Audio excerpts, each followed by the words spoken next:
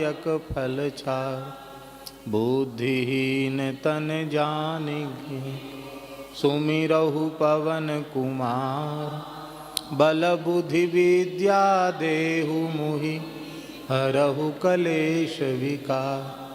जय हनुमान ज्ञान गुण सागर जय कपीस तिहुँ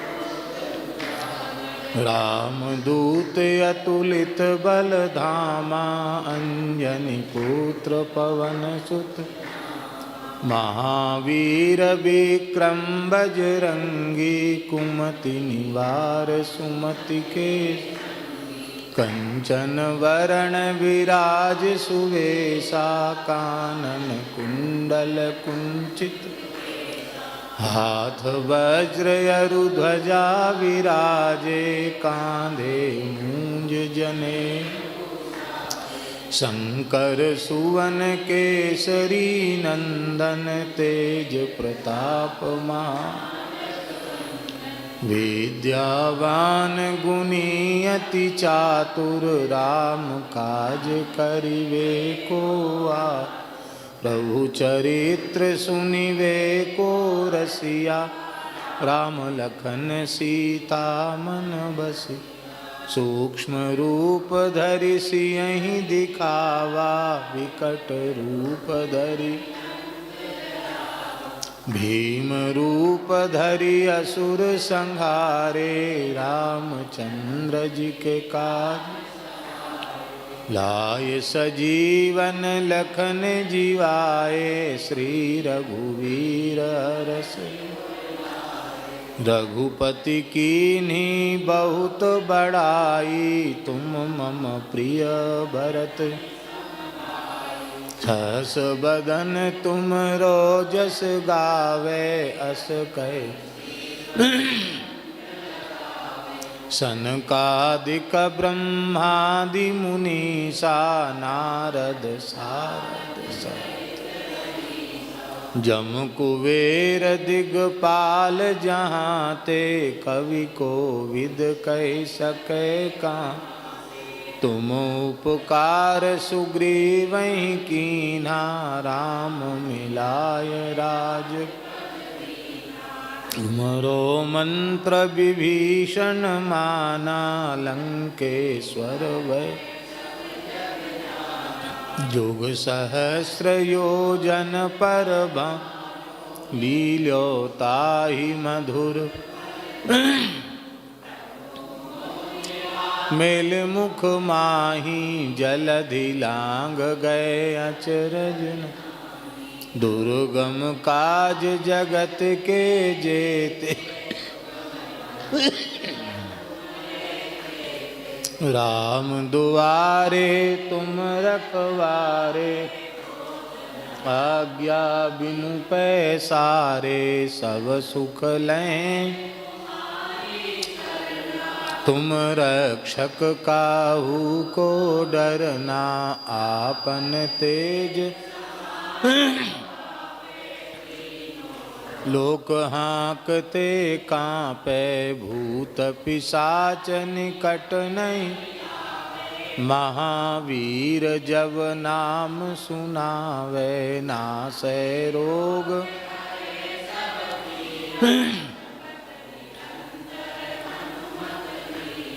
संकट ते हनुमान छुड़ावे मन क्रम ध्यान जो लावे सब पर राम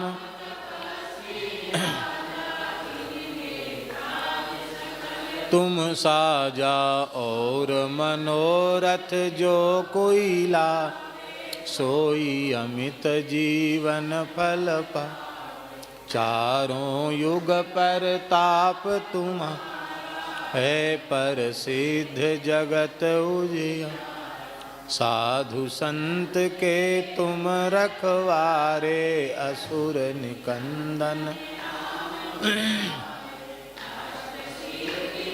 निधि के दाता असवर दीन जानकी राम रसायन तुम्हारे पासा सदा रहो रघुपति तुमरे भजन राम को भावे जन्म जन्म के।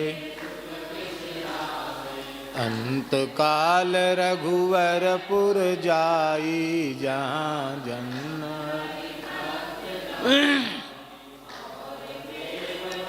चेतन धरई हनुमत से सर्व सुख।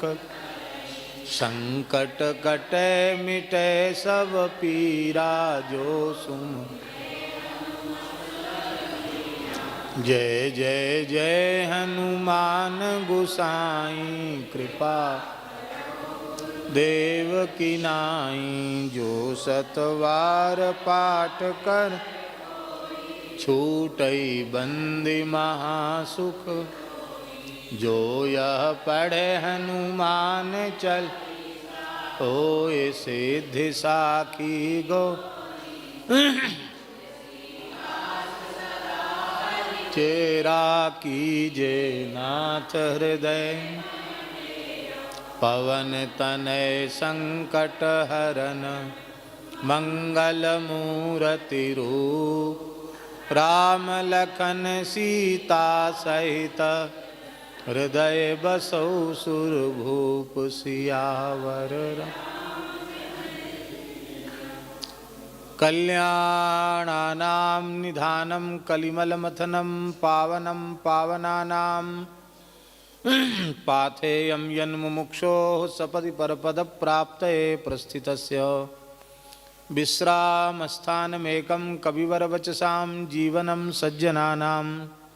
बीजं धर्मद्रुमस्य प्रभुवतु भवतां भूतये राम नाम। चेतो दर्पणमार्जनं भवमहादावाग्निनिर्वापणं। श्रेयः कैरवचन्द्रिका वितरणं विद्यावधूजीवनम्। आनन्दाम्बुधिवर्धनं प्रतिपदं पूर्णामृतास्वादनं। सर्वात्मस्नपनं परं विजयते श्रीकृष्णसङ्कीर्तनं। प्रह्लाद नारद पराशर पुण्डरीक व्यासाम्बरीश शुकशौनक भीष्मदाल्भ्यान्। रुक्माङ्गदार्जुन वसिष्ठ विभीषणादीन् पुण्यानिमान् परम भागवतान् नमामि। वाञ्छाकल्पतरुभ्यश्च कृपा सिन्धुभ्येव च पतितानां पावनेभ्यो वैष्णवेभ्यो नमो नमः।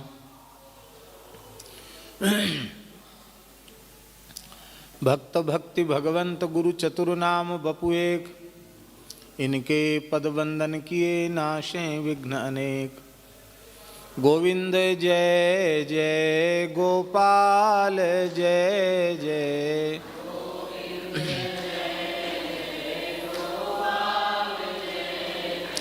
राधा रमण हरि गोविंद जय जय।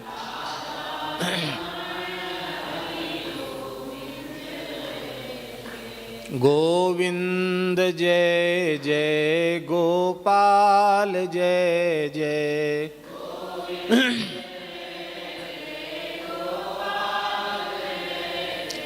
राधा रमण हरि गोविंद जय जय।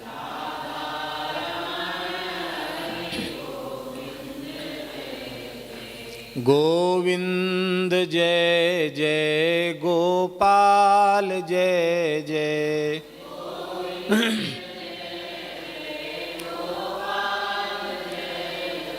राधा रमण हरि गोविंद जय जय।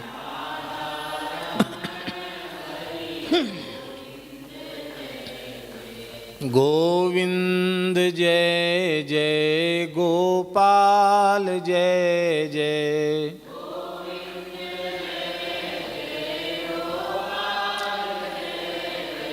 राधा रमण हरि गोविंद जय जय।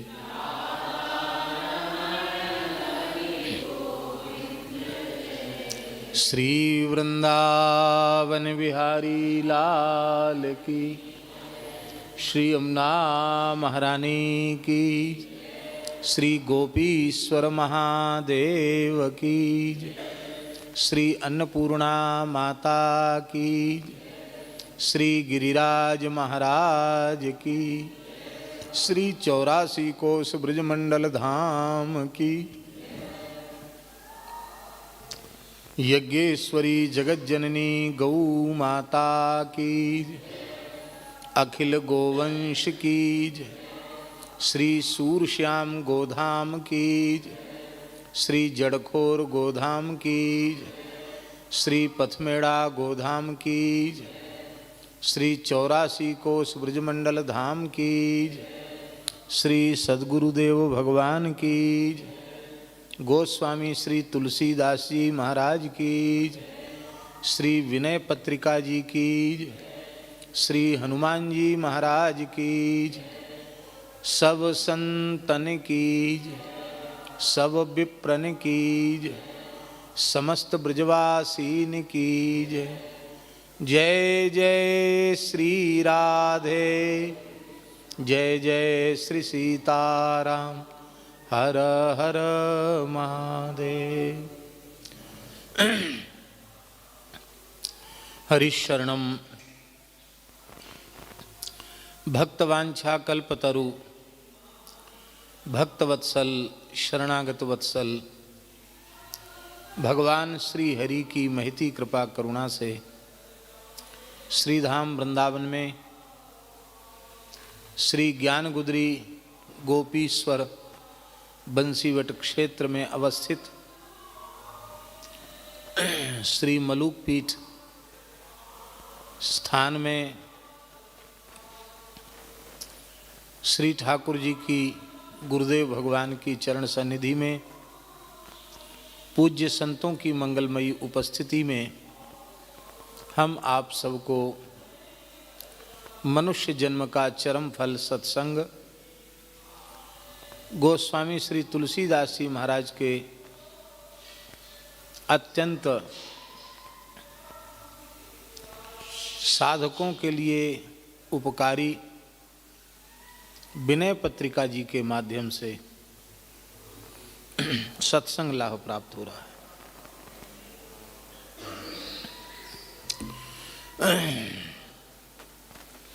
मन तो ऐसा करता है कि कुछ समय के लिए सब कुछ विराम करके इस ग्रंथ को पहले पूर्ण कर लिया जाए, भले ही दो समय कथा करके बाद में कुछ दूसरा सोचा जाए, लेकिन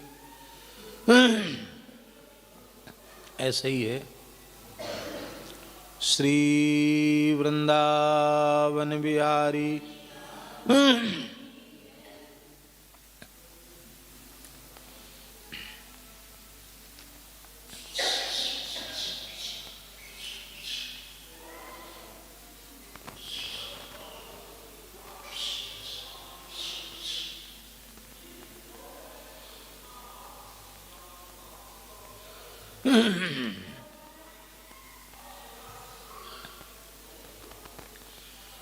अब तक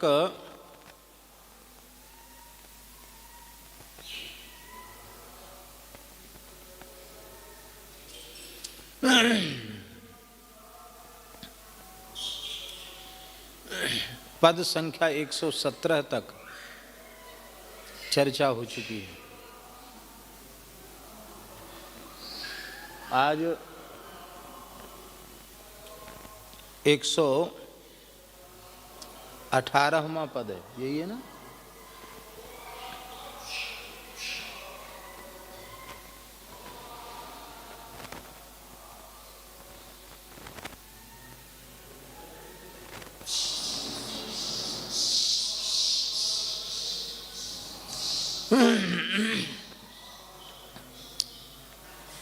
ये 18वें पद की हम पहले चर्चा कर रहे हैं, इसका उच्चारण कर लेते हैं, फिर इसका संक्षिप्त अर्थ सरलार्थ वही प्रस्तुत करेंगे, क्योंकि विशेष व्याख्यान का अवसर नहीं है।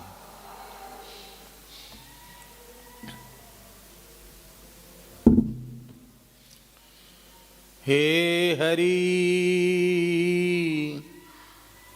कवन जतन सुख मानहु, हे हरि कवन जतन सुख मानहु।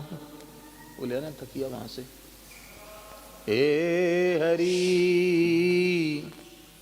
कवन जतन सुख मानहु हे हरि कवन जतन सुख मान। ज्यों गज दसन तथा मम करनी ज्यों गज दसन ज्यों गज दसन तथा मम करनी ज्यों गज दसन।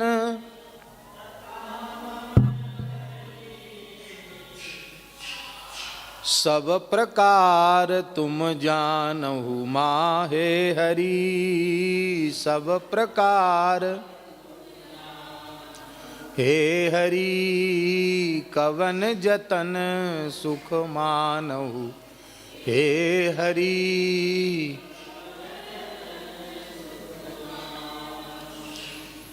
जो कछु करिय करिय भव सागर तरिय बच्छ पद जैसे।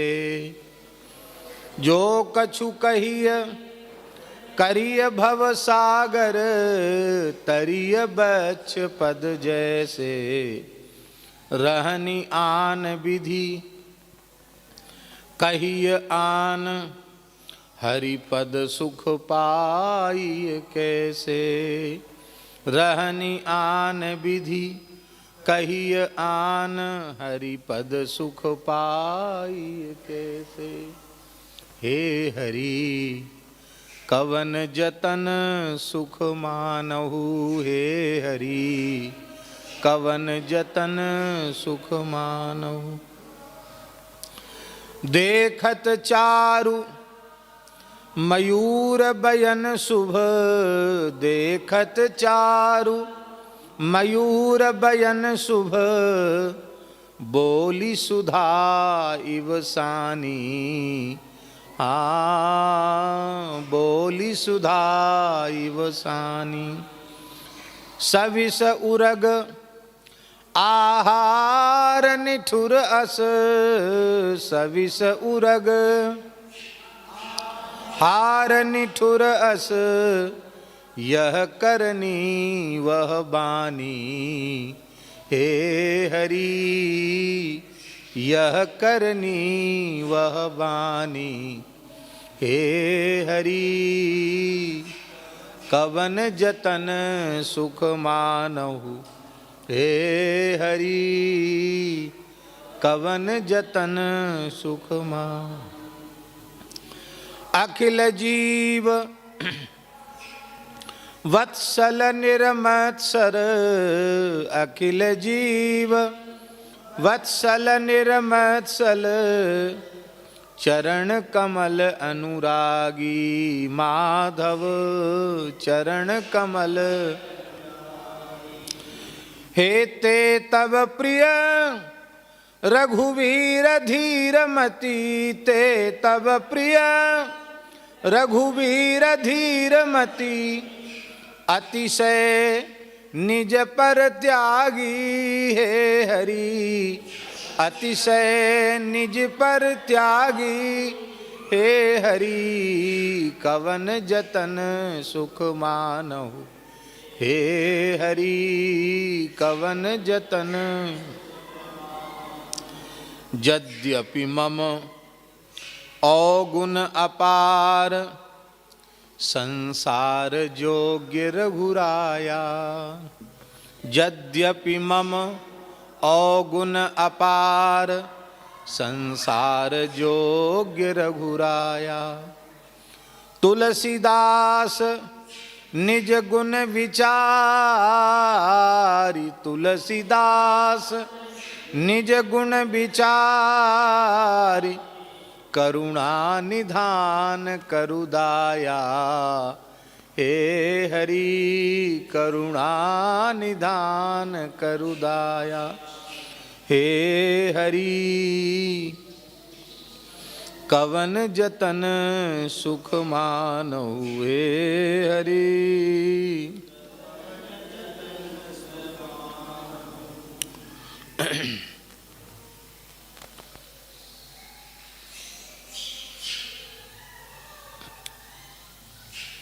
गोस्वामी श्री तुलसीदास जी महाराज कह रहे हैं कि हे हरि,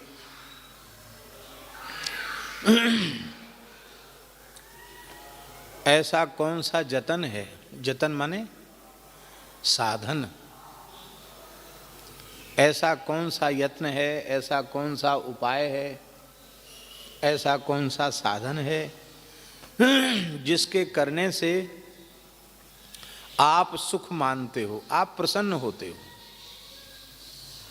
दूसरा अर्थ है कि हे प्रभु, संतों के, गुरुजनों के सत्संग से साधन में प्रवृत्ति होती है, साधन करता भी हूँ, पर साधन से जैसा आह्लाद होना चाहिए, सुख होना चाहिए, वो सुख की अनुभूति तो होती नहीं। तो हमारे साधन में दोष कहाँ है, जिसके कारण साधन से जो परमाह्लाद की प्राप्ति हमें होनी चाहिए, परम प्रेम की अनुभूति हमें होनी चाहिए, परमानंद की अनुभूति हमें होनी चाहिए, वो क्यों नहीं हो पा रही है? कौन सा ऐसा यत्न है जिससे मैं अपने को दुख रहित बना सकूं?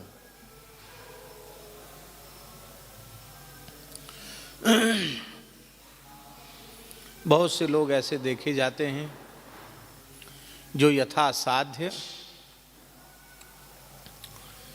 शास्त्रीय सदाचार के पालन करने की कोशिश करते हैं, प्रयास करते हैं। ब्रह्मवेला में उठ जाएंगे, स्नान भी कर लेंगे, यदि द्विजाति हैं, शिखा सूत्रधारी हैं, तो समय से संध्योपासन भी कर लेंगे, गायत्री का, गुरु मंत्र का जप भी कर लेंगे,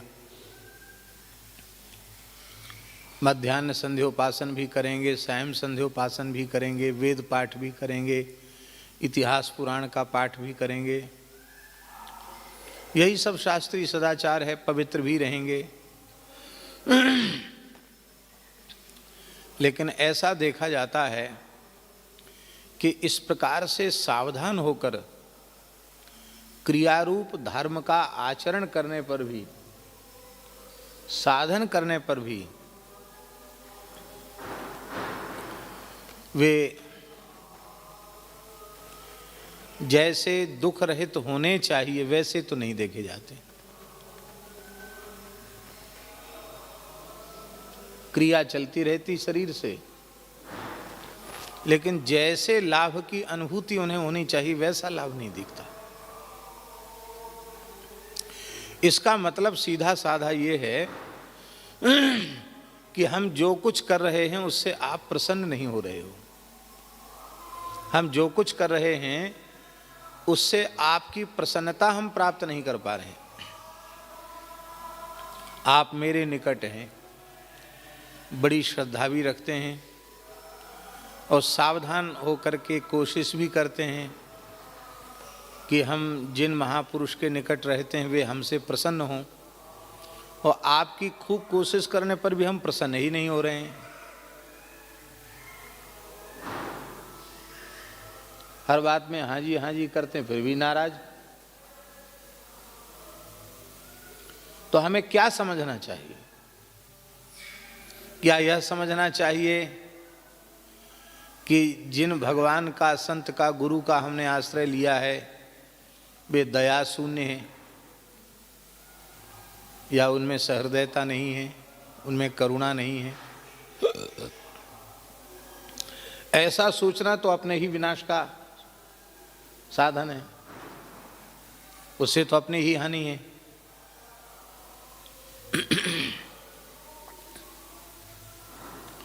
क्योंकि हमने भगवत भाव से आश्रय लिया है। जब भगवत भाव से आश्रय लिया है तो उनमें दोष तो हो ही नहीं सकता, और जब उनमें दोष नहीं है और हम प्रयत्न में लगे हैं, साधन में लगे हैं, फिर भी उनकी प्रसन्नता प्राप्त नहीं कर पा रहे हैं, इसका मतलब है कि मेरे साधन में दोष है। क्या समझना चाहिए? मेरे साधन में दोष है। साधन में दोष नहीं है, साधन तो हम कर ही रहे हैं,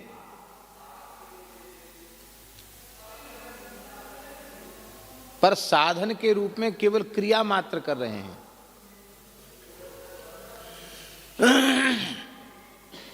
उसके अनुरूप हमारा जीवन नहीं बन पा रहा है। बात ध्यान में आई? स्पष्ट कर रहे हैं आगे। ज्यों गज दसन तथा मम करनी, हमारी करनी हाथी के दांत के जैसी है। कहावत है ना, हाथी के दांत खाने के और होते हैं और दिखाने के और होते हैं। जो लंबे लंबे दांत यहां से बाहर निकल जाते हैं वो खाने के काम में आते हैं, वो केवल दिखाने के काम के हैं। खाने के दांत तो भीतर हैं, वो अलग ही हैं। इसका तात्पर्य है कि साधन जो कुछ हम कर रहे हैं वो केवल दिखाने के लिए कर रहे हैं। अरे बड़े निष्ठावान हैं, किसी भी कीमत पर 4 बजे तो जमुना जी में गोता लगा ही लेते हैं। अरे बड़े निष्ठावान हैं, पानी पी के रहते हैं। कोई कहते हैं तो सोते ही नहीं है, लेटते ही नहीं है। अहर्निश भजन ही करते हैं, त्रिकाल संध्योपासन करते हैं।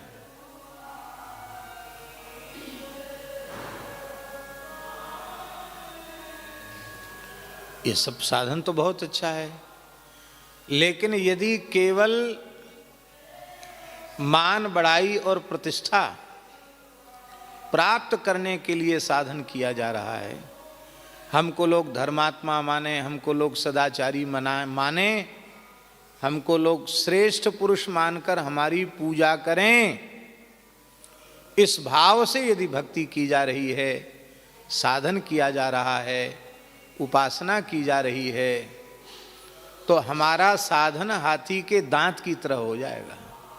हाथी के दांत खाने के और दिखाने के और।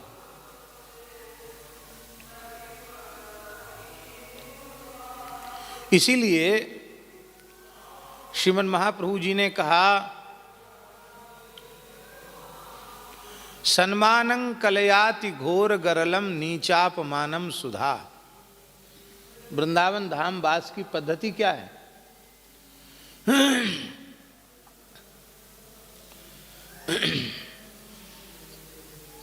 जब अपने परिकर को महाप्रभु जी ने वृंदावन जाने की आज्ञा प्रदान करी तो वृंदावन वास की विधि बताई। भ्रातस्तिष्ठ तले तले बिटपी नाम। भैया ब्रज में जाओ तो कहीं कब्जा नहीं करना, ये मेरी है ऐसा मत करना। तले तले बिटपी नाम, वृक्ष वृक्ष के नीचे, लता लता के नीचे, कुंज कुंज में निवास करो। अधिक समय तक एक वृक्ष के नीचे भी मत रहो। लोग कहेंगे हमारा पेड़ है, हमारे दादा परदादा ने लगाया था। ए बाबा काहे को कब्जा कर रहे है?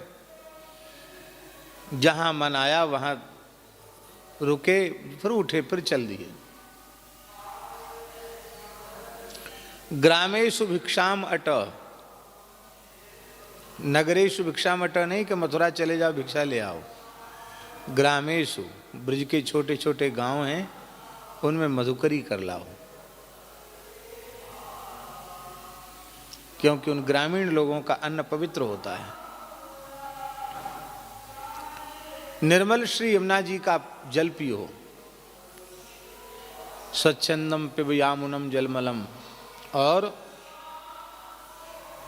यामुनम सुविमलम, यमुना के विमल जल को पियो। चीराणि कंथा कुरु, कंथा धारण करो, गूदड़ी धारण करो।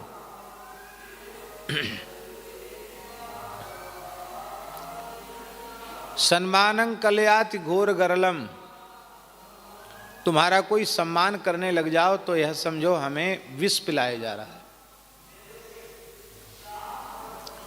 कोई नीच व्यक्ति भी तुम्हारा तिरस्कार करे तो समझ लो कि मुझे अमृत पिलाया जा रहा है। नीचापमानम सुधा, इस पद्धति से रह करके श्री राधा मुरलीधरऊ भज सके वृंदावनम मा त्यज। हे सखे, श्री राधा मुरलीधर युगल श्री राधा माधव का भजन करो, वृंदावन का त्याग मत करो, वृंदावन छोड़ के मत जाओ। हम केवल इतना अंश पर ध्यान आकृष्ट करना चाहते हैं। सम्मानं कलयाति घोर गर्लम। क्या सम्मान को हम घोर विष के समान समझते हैं? नहीं समझते। अपमान को क्या अमृत के समान समझते हैं?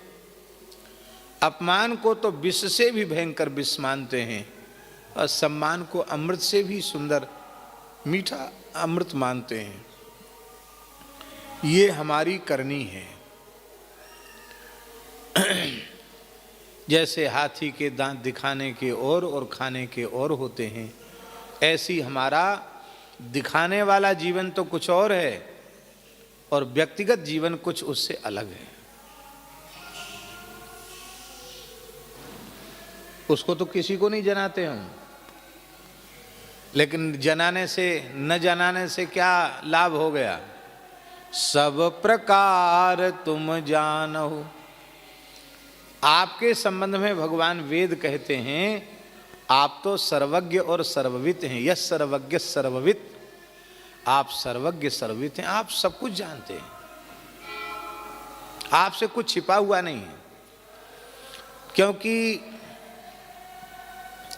जैसे कपड़े में धागा, ऐसे ही नीचे मत बैठो, नीचे बहुत ठंडा, इधर आओ फर्श पर।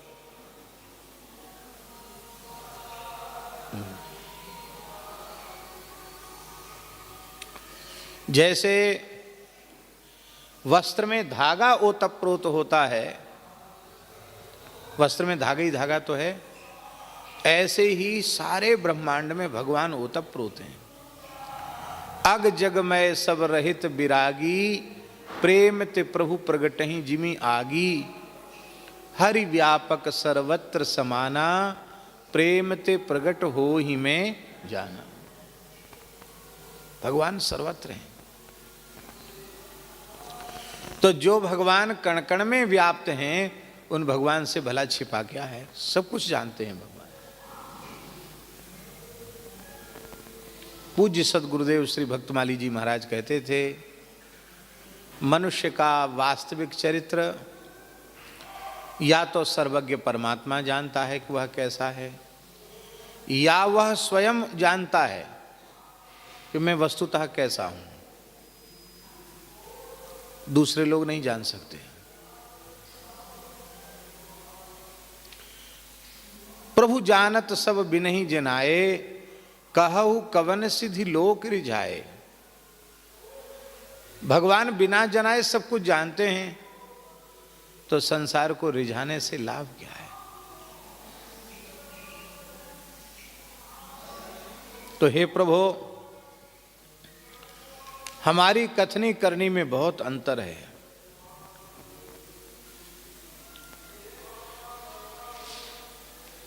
इसका मतलब है मैं दिखाता तो हूं कुछ और, दिखाता तो हूं कुछ और, माने अपने आप को प्रस्तुत करता हूं किसी और रूप में और हूं किसी और स्वरूप में। हूं अलग प्रकार का और प्रस्तुति अलग प्रकार की। और बाबा, प्रस्तुति इतनी बढ़िया लोग कर लेते हैं इस भयंकर कलिकाल में कि भगवान ही जाने, इतनी बढ़िया प्रस्तुति कर लेते हैं कि आप दूर दूर तक कल्पना ही नहीं कर सकते हैं। ऐसा भी संभव है। अब वो होता है केवल प्रस्तुति। एक सत्य घटना सुनाएं, उससे आपका चाहेंगे तो आत्मरंजन होगा, नहीं तो मनोरंजन तो हो ही जाएगा। एक रामायणी जी थे, बहुत अच्छे रामायण के विद्वान, हमारे महाराज जी के पास आते जाते थे। गृहस्थ ब्राह्मण थे।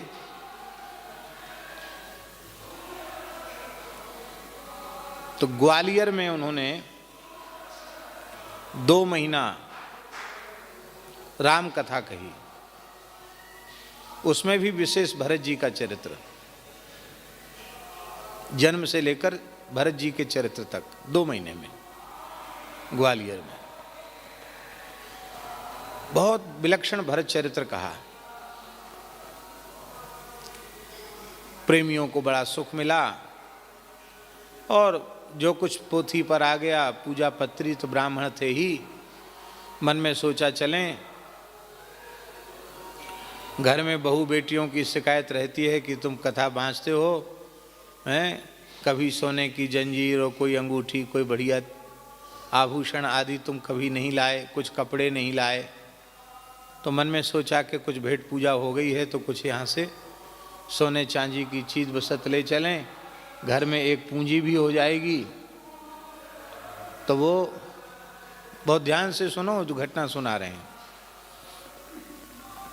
तो संकोच के मारे उन्होंने किसी को कहा नहीं, चुपचाप अपने ही चले गए। कथा जब पूरी होने वाली थी और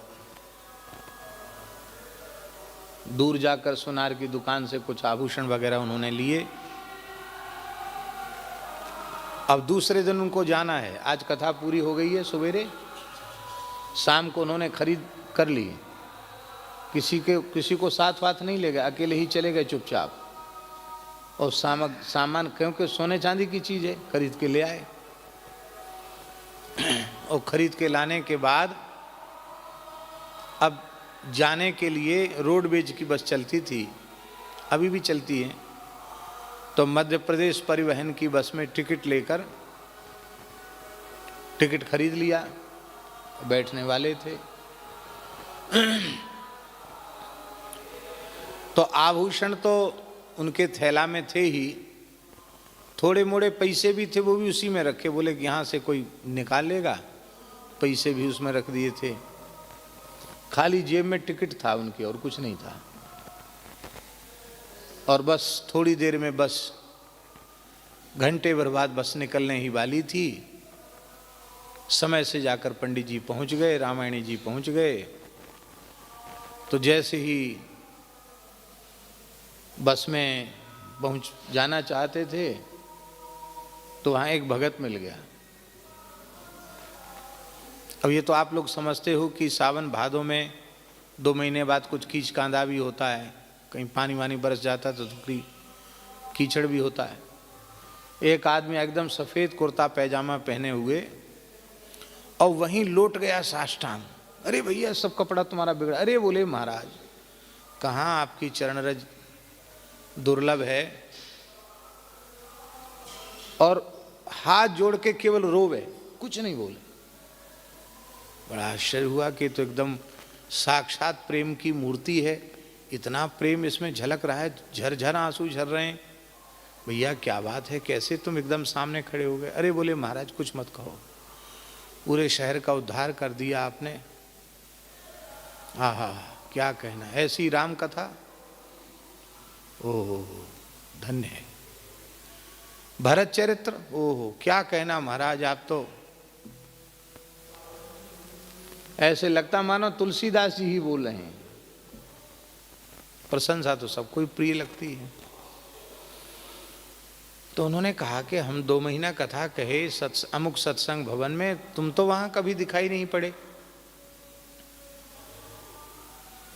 अरे बोले महाराज बड़े बड़े सेठ साहूकार लोग आगे बैठते हैं, हम गरीब आदमी कहाँ, हम तो किनारे बाहर बैठते थे। माइक व्यवस्था बहुत अच्छी थी, एकदम साफ सुनाई पड़ता था, वहीं बैठते थे हम। पर आज जैसे ही हमने सुना कि आप तो प्रस्थान करने वाले, छाती में बड़ा जोर का धक्का लगा, धक।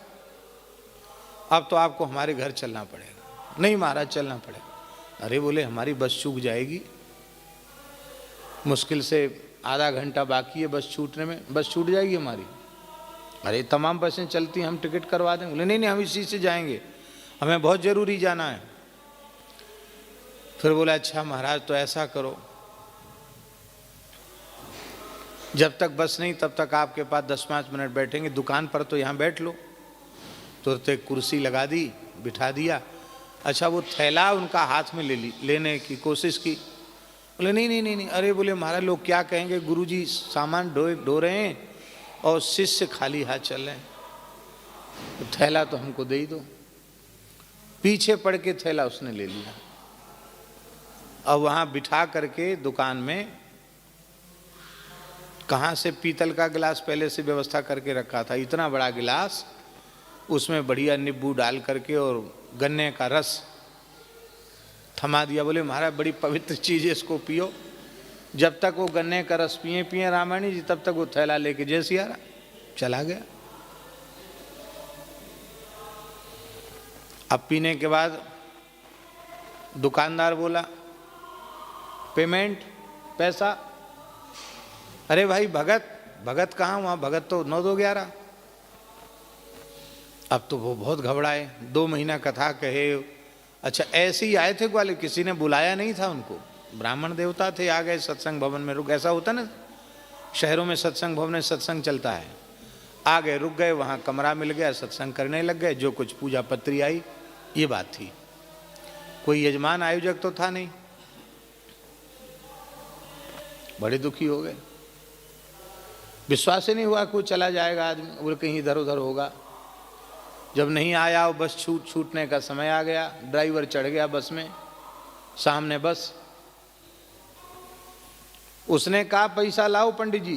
बोले हमारे पास जो कुछ था वो तो सब गया, हम कुर्ता पहने हुए हैं, तुम कहो तो कुर्ता उतार के दे दें तुमको। अरे बोले कोई बात नहीं पंडित जी की बेइज्जती मत करो, जाने दो, हो सकता वो भी उसमें मिला जुला हो दुकानदार। अब वो बैठ गए बस में, हाथ झार जिम चले जुआरी, तुलसीदास जी ने उपमा दी है ना, ऐसे ही चुपचाप बैठ गए।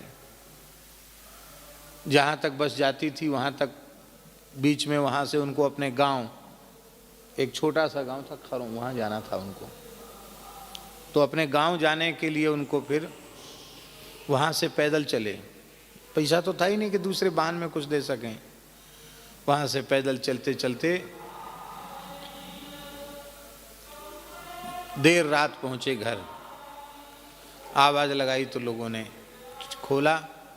अरे बोले तो थैला वैला कहाँ छोड़े, यहाँ से ले गए थे थैला। बोले वो पूजा पत्री का सामान भी गया, सब चला गया, अब हम तो बस कुछ होए तो खिलाओ पिलाओ, हम सोएंगे, बहुत थके, पैदल चल के आए।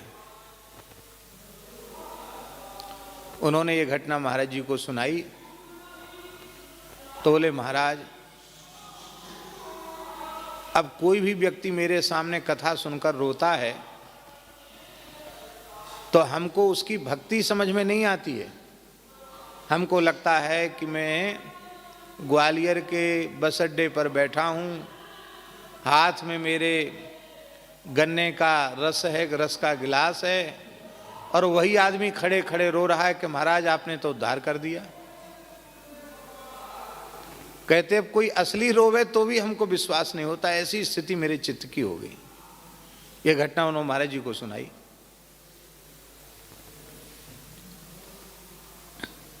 ये सुनाने का प्रयोजन हमारा यह है कि हम अपनी धार्मिकता का, अपनी भक्ति का, अपनी सेवा का प्रदर्शन भी बहुत अच्छा करना जानते हैं,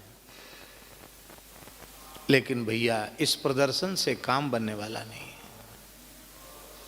हमारे जीवन में प्रदर्शन नहीं, हमारे जीवन में सच्चाई होनी चाहिए, वास्तविकता होनी चाहिए।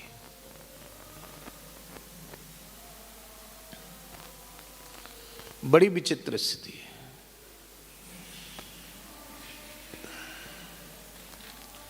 हे प्रभु, आप आप सब प्रकार से जानते हैं मेरे अंतःकरण की स्थिति को, आपसे कुछ छिपा हुआ नहीं है।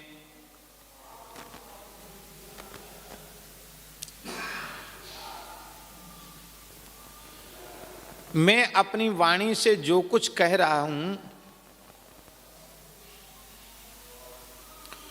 जो कछु कहिय करिय भव सागर तरिय बच्छ पद जैसे। क्या प्यारी बात है। गोस्वामी जी के पावन चरणों में बारंबार प्रणाम है।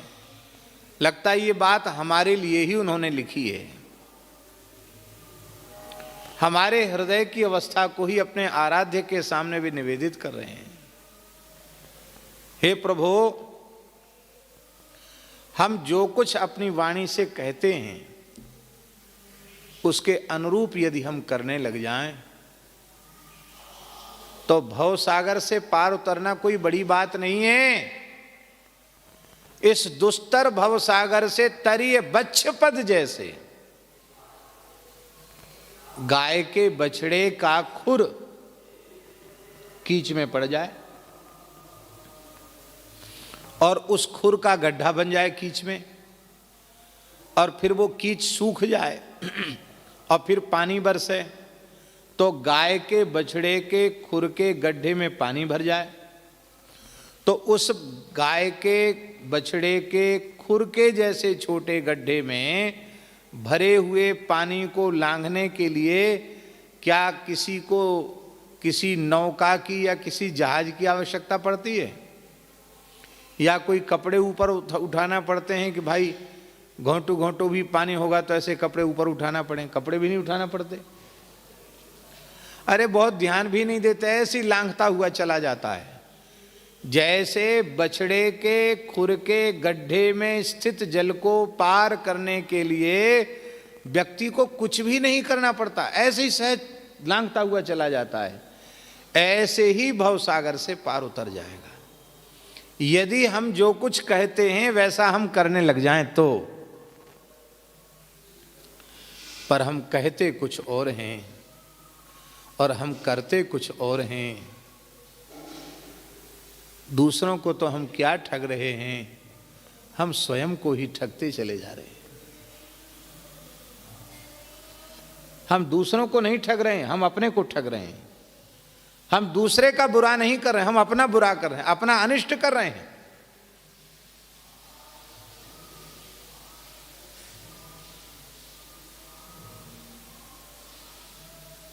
रहनी आन विधि कही आन। रहनी कुछ और है और करनी कुछ और है। करते कुछ हैं और कहते कुछ हैं। कुछ कहते हैं और कुछ करते हैं। जब ऐसी स्थिति है कि आचरण तो कुछ और है और दिखावटी में लोगों को जो प्रदर्शित करता हूं वह भी कुछ और ही है,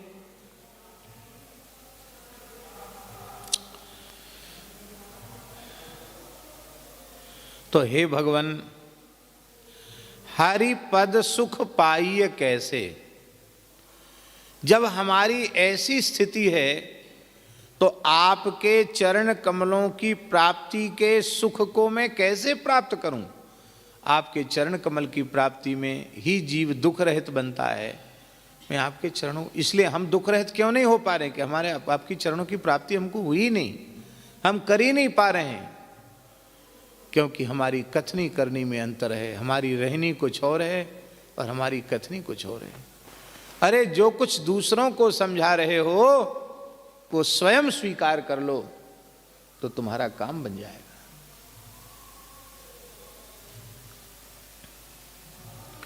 हे भगवान, मेरे आचरण कैसे है। देखत चारु मयूर बयन शुभ, बोली सुधाई वसानी। मोर देखने में कितना सुंदर लगता है। संसार में जितने पक्षी हैं परमात्मा की सृष्टि में, उसमें यदि सबसे सुंदर कोई पक्षी है तो मयूर है। भगवान किसी को भी सर्वथा परिपूर्ण तो किसी को नहीं बनाते हैं, कसर कोई न कोई छोड़ देते हैं। लोक में कहावत है कि मोर जब नाचते नाचते अपने पैरों की ओर देखता है तो रोता है। मोर के पैर खुरदरे होते हैं फटे फटे से। वो सोचता है कि जितने सुंदर हमारे पंख बने, ऐसी बढ़िया सुंदर चिकने चिकने चमकीले कढ़ाईदार और कुछ चित्रकारी वाले पैर भी बना देते तो आहा क्या कहना। लेकिन देखो भगवान ने हमारे पैर ठीक नहीं बनाए। कैसी चित्रकारी की है भगवान ने मयूर के पंखों पर। कंठ में उसकी नीलिमा देखो, सुनहली चमक देखो। ऐसे ऐसे जब गर्दन करता है तो कैसी धूप छाएं जैसी होती है, क्या कहना।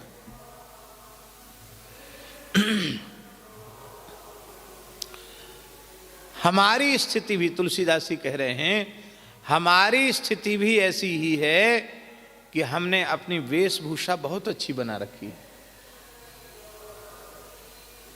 बढ़िया सुंदर अचला, ये पटका, मालाएं, बढ़िया जटाजूट बांध रखे हैं, तिलक भी लगा रखा है, चश्मा भी पहन रखा है, हैं? हमने अपनी वेशभूषा बहुत अच्छी बनाई है। कैसी? जैसे मोर की वेशभूषा। कितना सुंदर, मोर के जैसे हम रंगे हुए हैं। अभी हम कूर्म पुराण का पारायण कर रहे थे, कोई बाधा आ गई, कुछ दिन से नहीं कर पा रहे हैं।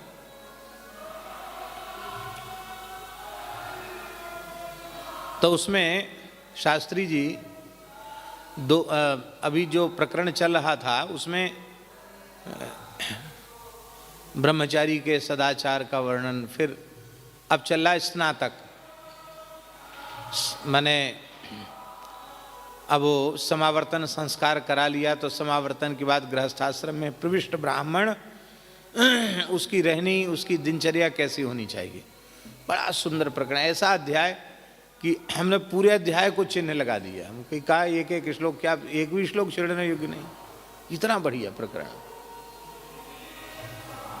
उसमें स्पष्ट लिखा है, स्नातक को, ब्राह्मण को श्वेत रंग के ही वस्त्र पहनने चाहिए।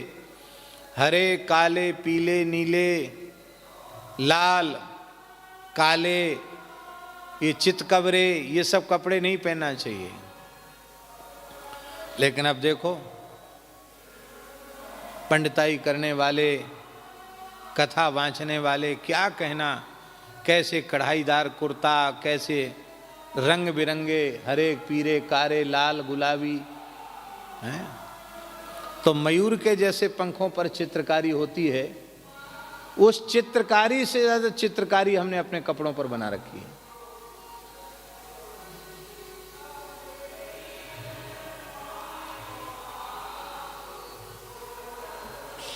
सब सेट अलग अलग बने रहते हैं। 7 दिन के या 8 दिन के, जितने दिन की कथा है उतने दिन के सेट अलग अलग।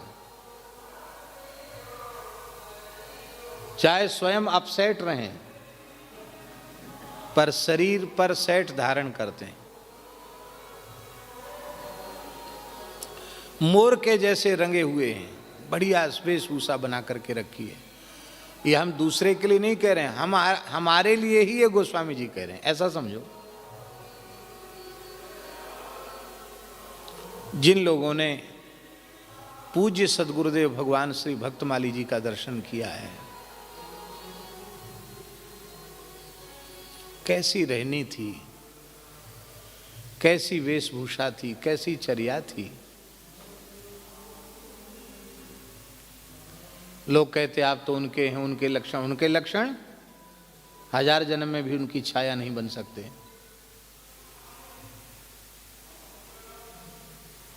उनकी चरण रज का एक कण भी बन जाए तो जीवन धन्य हो जाए।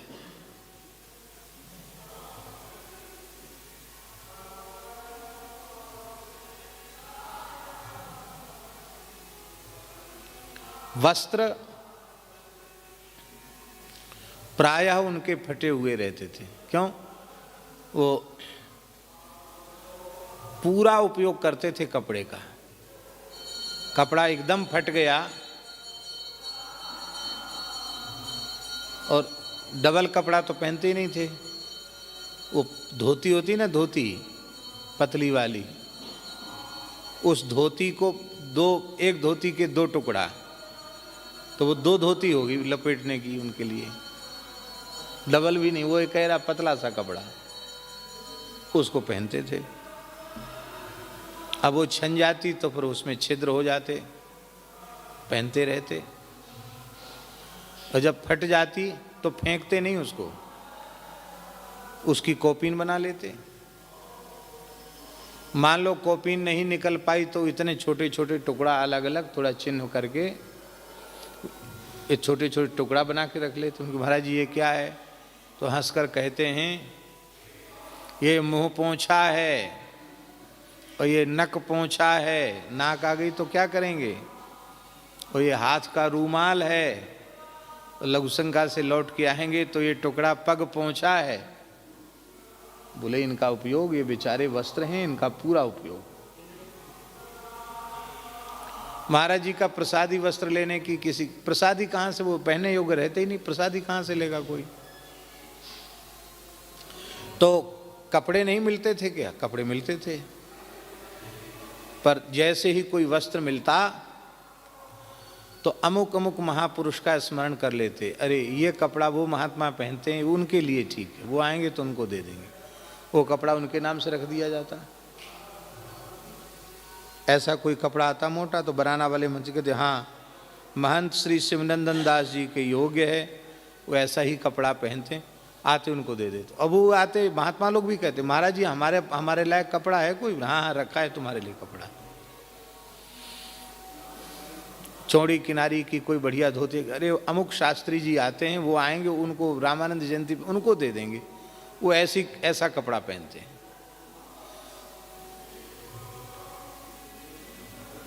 बनियान उल्टी है, महाराज ये तो उल्टी है। बोले उल्टी सीधी से क्या लेना देना, उतारेंगे तो सुल्टी हो जाएगी, हैं? सीधी हो जाएगी। सीधी पहनेंगे उतारेंगे तो उल्टी हो जाएगी। उल्टा सीधा होता रहता है कपड़ा ठंडी गर्मी रोकने के लिए। बोले तुम पंडित हो पर विचार नहीं करते हो। शीत वातोष्ण संत्राणम लज्जाया रक्षणम परम देहालंकरणम वस्त्रम अतः शांतिम प्रेच्छ में पंडित लोग बोलते हैं पौराणिक मंत्र। बोले वो शीत वातोष्ण संत्राण यही इसका काम है, वस्त्र का हो रहा है। नहीं। तिलक भी कोई बहुत बढ़िया सजा के लगाते हो। सो महाराज जी का देखो तिलक वैसे बहुत सजा के नहीं लगा, तुरंत रेखा खींच लेते। कोई न बतावे कि ये इतने बड़े विद्वान हैं, इतने बड़े महापुरुष हैं, तो कोई देखकर कह ही नहीं सकता है ये इधर जो छवि है पहाड़ी बाबा के बाद दूसरे नंबर पे वही छवि है ना, वो स्वरूप दूसरे नंबर पे, तीसरे नंबर पे, दूसरे नंबर पे।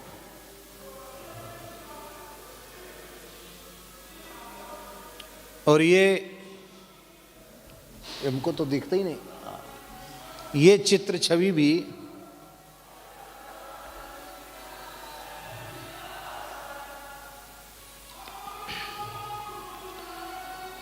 सन तो मुझे याद नहीं है, लेकिन संभवतः 30-35 साल पुरानी बात है।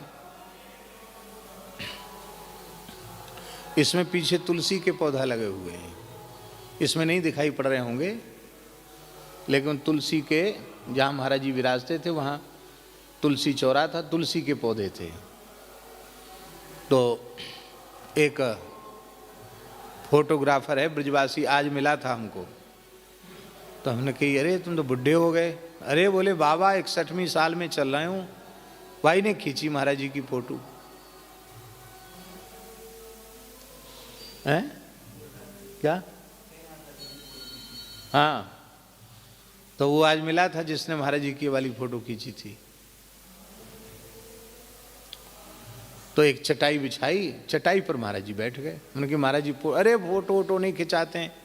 कभी हंसी में बहुत ऐसी बात कहते थे, अरे फोटो खिंचाने से उम्र कम हो जाती है, आयु कम हो जाती है, इसलिए महाराज जी फोटो नहीं खिंचाते। बोले हाँ इसलिए नहीं खिंचाते हैं। तो महाराज जिनकी बहुत फोटो खींचते हैं वो मर जाते हैं, फिर तो जिंदे ही नहीं रहते। महाराज जी अब तो उसको बुला लिया है फोटोग्राफर को, अच्छा चलो ठीक है बैठ जाते, बैठ गए। वो फोटोग्राफर बोला, ऐसे महाराज जी पहने थे आधी धोती और बस बैठ गए चटाई पर, खींच लो। तो वो बोला कि महाराज उघारे बैठे हैं, यहाँ ऊपर एक कपड़ा ऐसे होता तो अच्छी फोटो आती। ये जो महाराज जी पीला सा एक कपड़ा रामनामा ओढ़े हैं, ये हमारे कंधे पर पड़ा था, हमारे अपने उपयोग का कपड़ा, तो तुरंत ऐसे खींच करके ऐसे डाल लिया।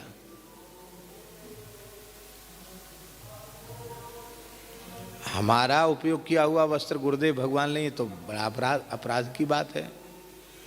लेकिन नहीं, तुरंत कंधे से खींच लिया, खींच के ऐसे डाल लिया, बैठ गए। बोले जल्दी खींचो, बहुत काम है।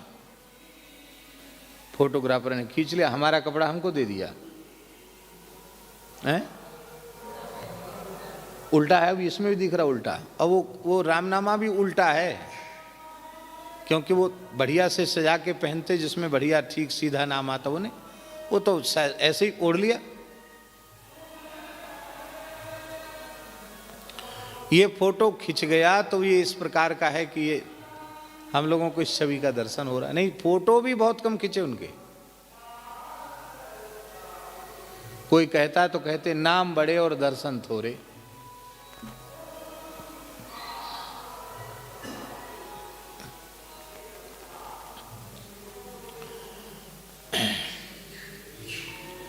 कहने का आशय ये है कि मोर के समान हमने अपनी बहुत सुंदर सजावट कर रखी है, वेशभूषा बना रखी है, और बोलता भी बहुत मीठा हूं। बोली सुधाई सानी। मोर जब कूजता है, बोलता है, तो क्या मिठास लगती है। जय हो जय हो। हमको ऐसा लगता है कि इन वृंदावन के मयूरों को युगल सरकार की किसी लीला का दर्शन होता होगा, तो लीला को देखकर उनको आनंद आता, तो कहते जय हो जय हो जय हो। अब वैसा पतला गला हमारा नहीं तो हम बोलते जय हो ऐसे निकलते जैसे मोर बोल रहा है।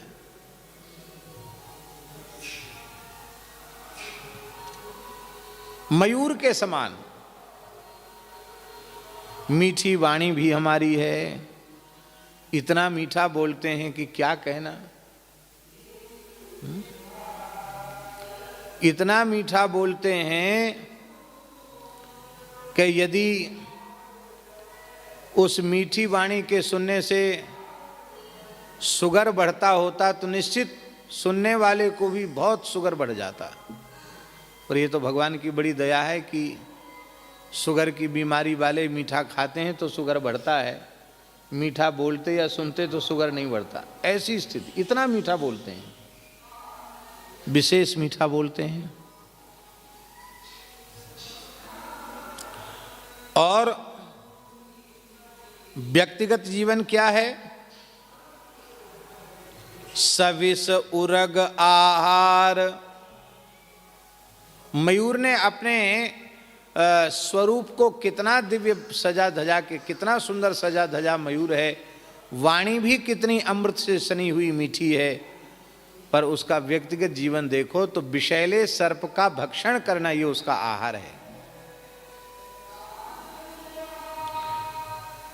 निठुर, उसमें दया नहीं है मयूर में, निष्ठुर है।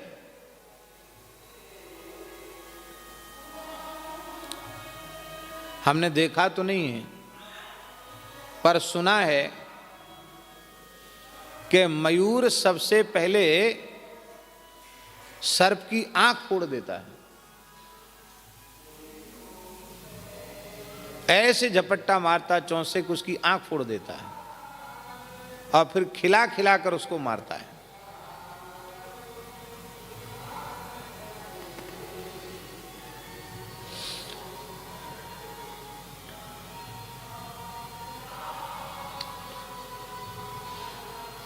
तो मोर की करनी तो ऐसी है और कथनी ऐसी है।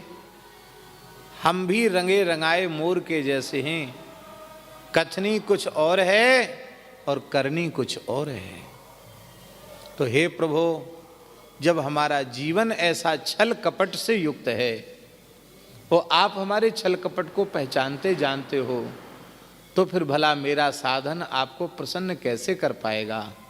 और जब आप ही प्रसन्न नहीं होंगे तो मुझे प्रसन्नता कहाँ से प्राप्त हो पाएगी? आप प्रसन्न होंगे तो मुझे भी प्रसन्नता होगी। आप मेरे साधन से प्रसन्न नहीं हैं तो मेरे भीतर प्रसन्नता कहाँ से आएगी?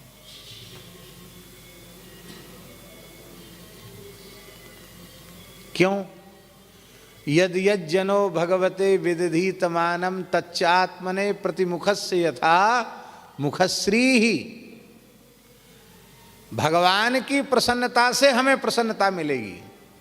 भगवान की प्रसन्नता नहीं हुई हमारे साधन से, हमारे क्रियाकलाप से, तो स्वयं को भी प्रसन्नता स्वप्न में भी मिलने वाली नहीं है।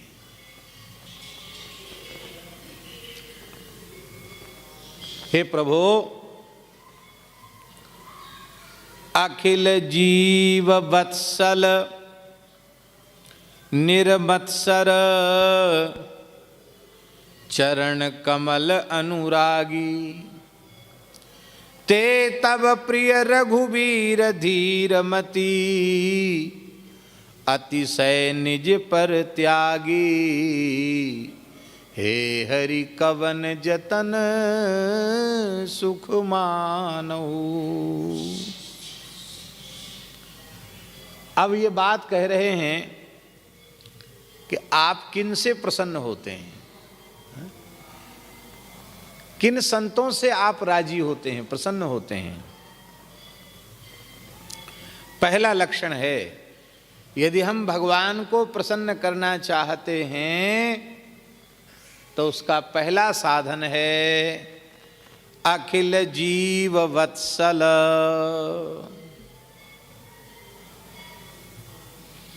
अखिल जीव वत्सल,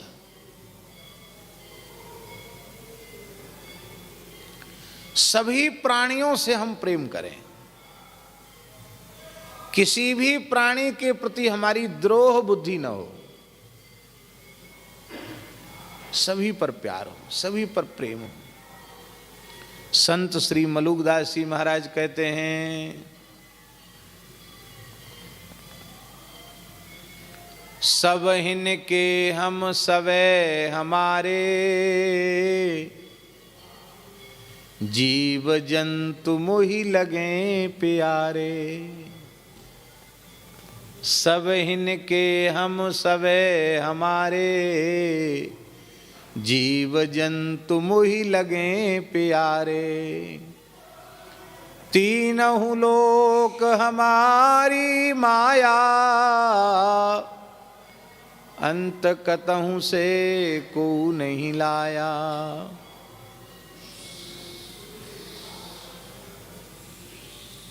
क्योंकि सब हिन के हम सवे हमारे, जीव जंतु मोहि लगे प्यारे। सभी प्राणियों के प्रति आपका प्रेम हो जाए तो मलुकदास जी का तो कहना है, कह मलुक आत्म लो लावे, जगन्नाथ घर बैठे पावे। आप सभी जीवों से प्रेम करना आरंभ कर दो। प्रेम कपट युक्त प्रेम नहीं, निश्चल निष्कपट प्रेम सब प्राणियों से करने लग जाओ, आपको घर बैठे भगवान मिल जाएंगे। जगन्नाथ घर बैठे पावे। तो पहला साधन है अखिल जीव वत्सल, सभी प्राणियों पर प्यार, सब पर वात्सल्य, सब पर कृपा। दूसरा साधन है निर्मत्सर, मात्सर्य दोष से रहित। बहुत सरल शब्दों में हम कहें तो मात्सर्य है क्या? देखो, दूसरे के उत्कर्ष को देखकर, उन्नति को देखकर, प्रतिष्ठा को देखकर, ऐश्वर्य को देखकर, किसी गुण अथवा किसी विशेष कला को देखकर या किसी वस्तु विशेष को देखकर, भवन आदि को देख करके भीतर ही भीतर जलने लग जाना, कुढ़ने लग जाना कि अरे मेरे सामने फटे हाल सड़क छाप आदमी था ये, हैं, पैर में टूटी फटी पान ही थी, अरे इतना बड़ा मकान, हाय हम ऐसे ही रह गए, प्रभु हमारे साथ आपने न्याय नहीं किया। अरे हम तो वही चपरासी भी नहीं बन पाए, ये कलेक्टर बन गया। हम भी पढ़ने लिखने आए थे, पर हमको तो 14 सूत्र याद नहीं हो पाए। ये व्याकरण के प्रकांड पंडित हो गए, नैयायिक हो गए, वेदांती हो गए। अरे विद्या को, कला को, गुण को, यश को, कीर्ति को, किसी गाड़ी को, नाम नहीं लेंगे, एक ऐसे महानुभाव थे, बहुत पहले उनका शरीर पूरा हो गया। सत्य बात कह रहे हैं आपको। तो गांव में पहले लेंटर वेंटर नहीं चढ़ता था, पहले तो गाटर पत्थर कई पटिया पड़ते थे और पत्थर की ही कड़ी बन जाती थी। तो किसी का मकान बन रहा हो और वे महानुभाव वहां पहुंच गए और पहुंच के पत्थर पे हाथ फेर के कहते, आहा अरे इतना बढ़िया पत्थर कहाँ से लाए? ये पटाव का पत्थर। बता देता व्यक्ति, अमुक जगह से लाए हैं। अच्छा क्या भाव? वाह भाई क्या कहना, तुम्हारा मकान तो मकान है महाराज। फिर उसका चेहरा थोड़ा उतर जाता, फिर वहां से चला जाता। तो पत्थर चटक जाते थे महाराज नजर से उस व्यक्ति की, पत्थर चटकते हुए देखे, दीवार में दरार पड़ जाती, खाली हाथ फेर के आवे, इतना चमत्कारी व्यक्ति था वो।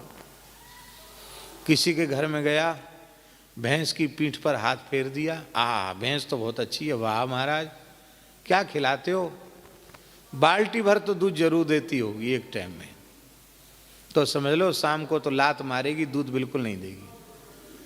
उनका नाम हम जानते हैं, गांव की बात है, पर नाम ले नहीं रहे हैं। तो लोग कहते थे अमुक व्यक्ति आए होंगे, वो भैंस पे पीठ पे हाथ तो नहीं फेर गए, गैया पे हाथ तो नहीं फेर गए? बोले हाँ वो तो कह के, बोले बस तो हो गया, अब नजर उजर झरवाओ तब जाके ठीक होगा। उसकी नजर ऐसी थी। मात्सर्य, दूसरे के उत्कर्ष को सहन न कर पाना, ये मात्सर्य कैसे दूर हो? इसका साधन है सभी जीवों के प्रति प्रेम कैसे, ये भगवान को प्रसन्न करने का साधन है। हम व्यवहार के समय यह बात भीतर से पक्की रखें कि हम जिस किसी से व्यवहार कर रहे हैं उस रूप में परमात्मा से ही हमारा व्यवहार हो रहा है। व्यक्ति से व्यवहार न होकर भगवान से हमारा व्यवहार हो रहा है। ये नहीं हम कहते कि आपका सेवक है तो आप उसको सेवक के जैसा व्यवहार, आप सेवक के जैसा व्यवहार करें, पर सेवक के जैसा व्यवहार करते हुए भी भीतर से ये भाव रखें कि हम सेवक से व्यवहार नहीं कर रहे हैं। भगवान ने हमको स्वामी वाला नाटक दिया है और खुद भगवान सेवक वाला नाटक कर रहे हैं। तो प्रभु आप सेवक वाला नाटक कर रहे हो तो हम स्वामी वाला नाटक दिखा रहे हैं।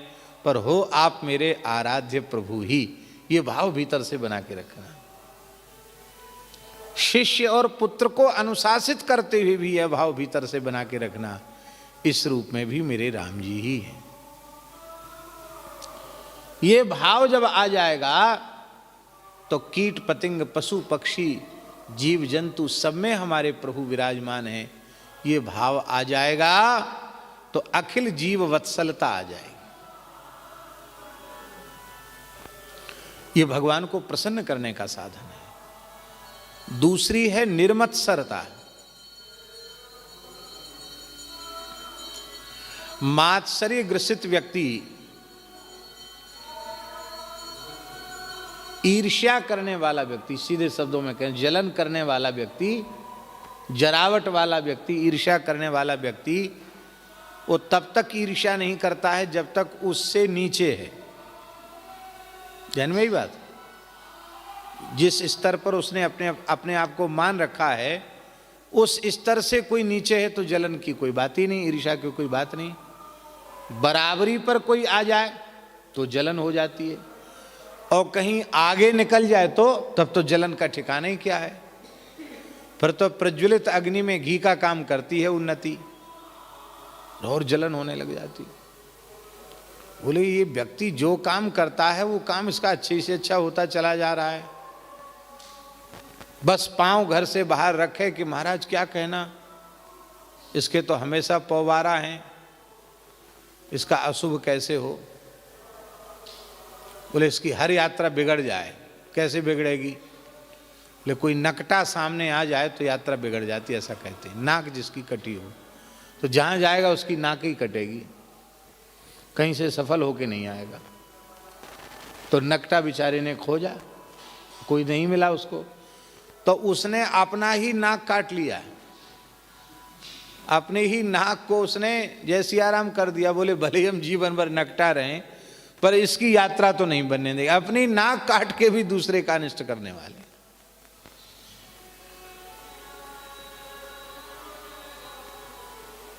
तो अपने से नीचे जब कोई व्यक्ति होगा तो आपको ईर्ष्या उसके प्रति नहीं होगी, बराबरी पर आएगा तो थोड़ी ईर्ष्या होगी, आगे बढ़ेगा तो ज्यादा ईर्ष्या होगी। और आपने स्वीकार कर लिया महाप्रभु जी के सिद्धांत को, तृणादपि सुनीचेन, हम तो तिनके से विधिक छोटे हैं, संसार में जितने तुच्छ हैं उनमें सबसे तुच्छ हम ही हैं, ये स्वीकार कर लिया तो फिर आपको किसी के प्रति ईर्ष्या, किसी के प्रति मात्सर्य नहीं होगा। फिर तो न तो हमसे कोई छोटा है, फिर तो हमसे सब बड़े हैं। ये दैन्य की भावना, नम्रता की भावना, दीनता की भावना, ये दीनता की भावना जीव को मात्सर्य से रहित बनाती है। भैया साधु का, वैष्णव का, साधक का, हरिभक्त का आभूषण ही दीनता है। आप जितना हो सके अपने को अहम शून्य बनाइए। आप यदि अपना कल्याण चाहते हैं तो इसी जीवन में हम अहम शून्य बने। ब्राह्मण कुल में जन्म लेना सामान्य बात नहीं है, बहुत ऊंची बात है, भगवान की बड़ी कृपा है। अब हम सावधान होकर भजन में लग जाएं कि किसी दूसरी माता के गर्भ में हमें न जाना पड़े, ये तो ठीक है। पर हम केवल ब्राह्मणता के अहंकार को ढोवें, कुलीनता के अहंकार को ढोवें, तो उस अहंकार को ढोने से तमाम विकृतियां ही हमारे जीवन में आएंगी। न तो ज्ञान का प्रकाश होगा, न भक्ति का प्रकाश होगा। विद्वान होना बहुत अच्छी बात है। षडंग वेद का ज्ञान ब्राह्मण को प्राप्त करना चाहिए। महर्षि पतंजलि ने महाभाष्य में कहा है, ब्राह्मणेन निष्कारणो धर्मः षडंगो वेदो ध्येयो ज्ञेयश्चेति।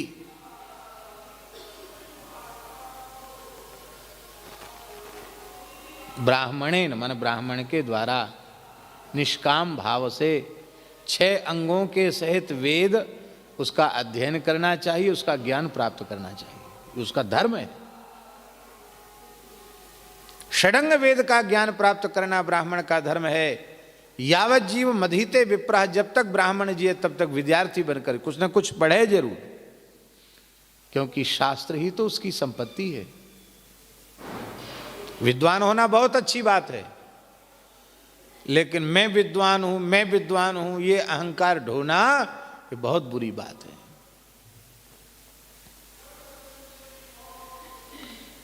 एक महापुरुष थे, आपने नाम सुना होगा, जयपुर के आगे शाहपुरा त्रिवेणी है एक स्थान, खोजी जी के द्वारे का स्थान है, जिसमें रामानंद संप्रदाय की विशिष्टतम विभूति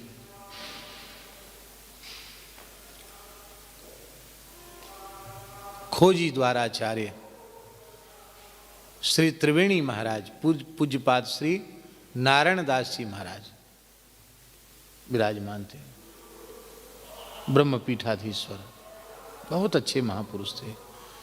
गौ सेवी, ब्राह्मण सेवी, संत सेवी, जगतगुरु रामानंदाचार्य विश्वविद्यालय जयपुर में स्थापित करके उन्होंने बहुत बड़ा कीर्तिमान स्थापित किया।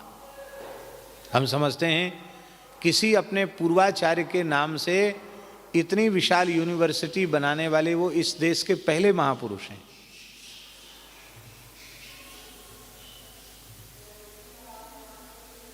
बड़ा अच्छा जीवन था उनका। उनके दादा गुरुजी थे, वो भी बड़े सिद्ध पुरुष थे, सीधे साधे महात्मा थे, खूब राम राम करते थे, बड़ी प्रतिष्ठा थी उनकी, लोगों के संकट दूर हो जाते, लोगों की कामनाएं पूरी हो जाती, लोग आते जाते रहते थे बाबा के पास। एक बिहार से एक पंडित जी आते थे, बहुत प्रकांड विद्वान थे, मिथिला के थे, प्रकांड विद्वान थे, न्याय व्याकरण वेदांत आदि विषयों के प्रकांड, ज्योतिष आदि के भी प्रकांड पंडित। तो वहां उनके स्थान में साधु सेवा, ब्राह्मण सेवा होती थी, कोई भी अतिथि सबका सत्कार होता था। कोई विद्वान आते थे तो वे महापुरुष उनको खूब आदर देते थे, कपड़ा देना, दक्षिणा देना, जितने दिन रहना चाहो उतने दिन रहो, जाओ तो किराए ले जाओ, खूब उदारता पूर्वक ब्राह्मणों की सेवा करते थे। लेकिन किसी किसी का स्वभाव होता है कि खाएंगे भी और फिर भी गाली भी उसी को देंगे। तो वो जो पंडित जी आते थे उनको ये लगता था कि ये तो बिना पढ़ा लिखा महात्मा है, ये तो सब लोग उसको लंबी डंडौत करते हैं और मैं बैठता मुझे तो कोई कुछ नहीं करता, मुझे डंडौत नहीं करते हैं। इससे उनको बड़ी चिढ़ होती थी। जो महापुरुष उनको खिलाते पिलाते थे, इतना कुछ द्रव्य की सेवा भी करते थे और वो सब घर ले जाते थे उसको, वो उनके प्रति उसको ईर्ष्या होती थी। उस विद्वान को, बड़े प्रकांड विद्वान थे, ईर्ष्या होती थी।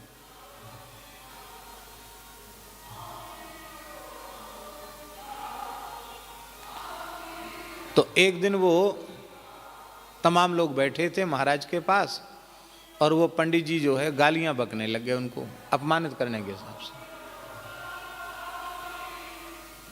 तो शिष्य लोग बैठे थे, उनको बड़ा खराब लगा।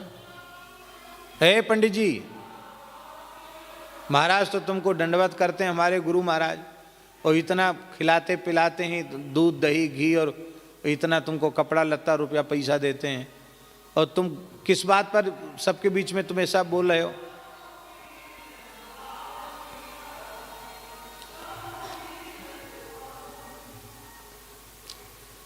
पिटाई करेंगे तुम्हारी, ज्यादा बोलोगे तो। चुप हो जाओ।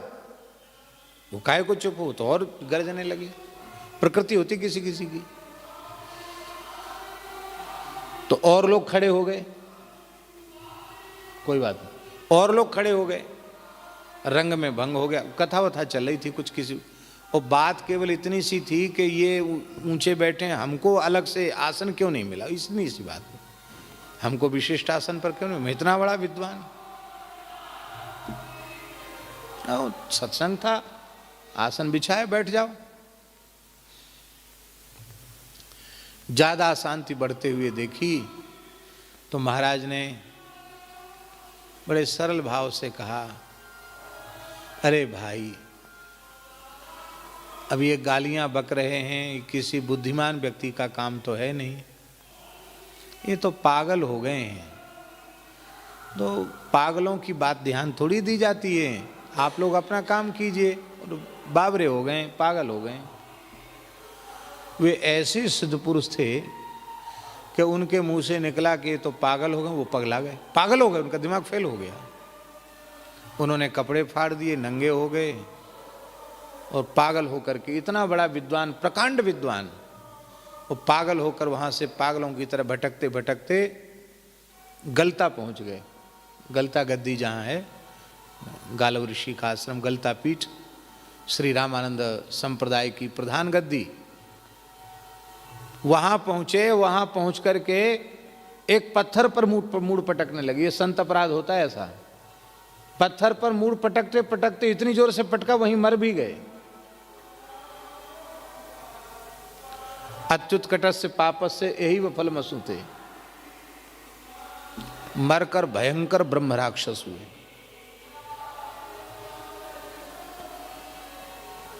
वेद वेदांग पढ़े हुए, त्रिकाल संध्योपासन करने वाला ब्राह्मण केवल ईर्ष्या के कारण, संत निंदा के कारण मत्था पटक के मरा और ब्रह्म राक्षस हो गया।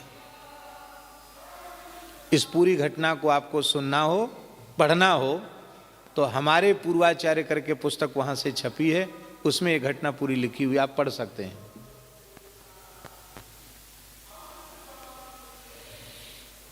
अब वो ब्रह्म राक्षस हो गया। ये कि यहां किसी को पता नहीं ब्रह्म राक्षस हो गया। हमारे एक महापुरुष हैं, संत हैं, महाराज जी के संबंध से हमारे बड़े गुरु भाई लगेंगे, हैं चित्रकूट वाले पुजारी जी के शिष्य परम पूज्य श्री प्रेमदास, महामंडलेश्वर श्री प्रेमदास जी महाराज, बहुत अच्छे अनुष्ठानी भजनानंदी संत हैं। वो उनके पीछे पड़ गया। अब कोई अनुष्ठान नहीं करने दे, ब्रह्म राक्षस, बड़ा शक्तिशाली ब्रह्म राक्षस पीछे पड़ गया। तो वे इतने परेशान हो गए, कुछ झाड़ फूक तंत्र मंत्र वाले भी बुलाए, जिसको बुलाऊं उसी को उठा के पटक दे ब्रह्म राक्षस, इतना शक्तिशाली। तब यहाँ सूरदास जी की जन्मभूमि कहाँ है? सीही है ना, पलवल के पास सीही है ना, सूरदास जी की जन्मस्थली। कौन सा गांव है आप हैं?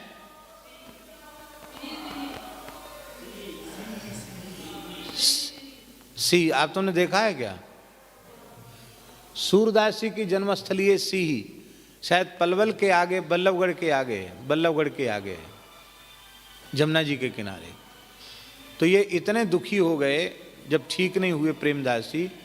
इन्होंने कहा साधन भी नहीं बन रहा है, अनुष्ठान भी पूरा नहीं हो रहा है, और ये दुष्ट पीछे लगा है, अब मैं आत्महत्या कर लूं। तो आत्महत्या के विचार से ये जमुना जी में गए। वहां वो खड़ा मिला, उसने कहा मैं मरने भी नहीं दूंगा। हाँ, और कभी काजी बन जाए, कभी मुसलमान बन जाए, कभी कुछ बन जाए, कभी तरह तरह के भेष बदल ले वो, मैं मरने भी नहीं दूंगा। न मरने दूंगा, न जीने दूंगा, न कुछ करने दूंगा, और कोई भी बड़े से बड़ा तंत्र मंत्र वाला हमको भगा नहीं सकता, मैं इतना ताकतवर हूं,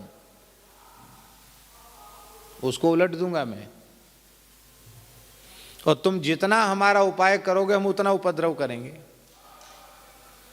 तो रोने लगे इन्होंने कहा भैया तुम हमारे पीछे क्यों पड़े हो, ब्रह्म राक्षस तुम मेरे पीछे क्यों पड़े हो? बोले हम बहुत दुखी हैं, हम अपना उद्धार चाहते हैं। तुम अनुष्ठानी हो, हम उद्धार चाहते हैं, कैसे उद्धार होगा? तो फिर उसने कहा कि तुम अनुष्ठान करो, और महाराज जी का स्मरण किया, महाराज जी को बुलाकर कथा कराओ। उस कथा में हम भी गए थे, हमारी अवस्था छोटी थी। पूज्य गुरुदेव भक्तमाली जी भागवत जी की कथा करने गए। आज तो वहाँ विशाल स्थान बना हुआ है, और श्री प्रेमदास जी महाराज वहाँ विराजते हैं। महाराज जी कथा करने गए, हम भी उसमें गए थे। कथा हो गई, और वो ब्रह्म राक्षस ने कहा कि मुझे जो अहरनिश पीड़ा होती रहती थी वो शांत हुई और उसने ये घटना सुनाई। उस ब्रह्म राक्षस ने घटना सुनाई कि मैं मैथिल ब्राह्मण हूँ, अमुक जगह का हूँ, चयो वेदों का व्याकरण न्याय वेदांत आदि का प्रकांड पंडित हूँ, और अमुक महापुरुष को गालियाँ बकने से मेरा, उनके प्रति ईर्ष्या करने से मेरा ये दिमाग पगलाया। उन्होंने कहा ये तो पागल है, मैं पागल हो गया, ऐसे माथा पटक के मरा और ब्रह्म राक्षस हुआ। मेरा कथा से उद्धार तो हुआ है लेकिन अभी पूरी तरह नहीं हुआ। कैसे होगा? बोले जिन महापुरुष का अपराध मेरे प्रति मेरे द्वारा बना है, उन महापुरुष की समाधि है त्रिवेणी में, उस समाधि का चरणामृत ला करके मुझे अर्पित करो तो मेरा प्रायश्चित हो जाएगा। और महाराज चरणामृत लिया और ब्रह्म राक्षस की योनि से मुक्त वह हो गया। ये घटना हमारे पूर्वाचार्य नामक पुस्तक में छपी है, महाराज जी का नाम भी लिखा उसमें।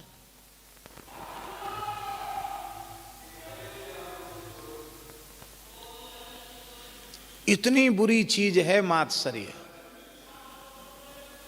भागवत कहने सुनने का अधिकारी कौन है?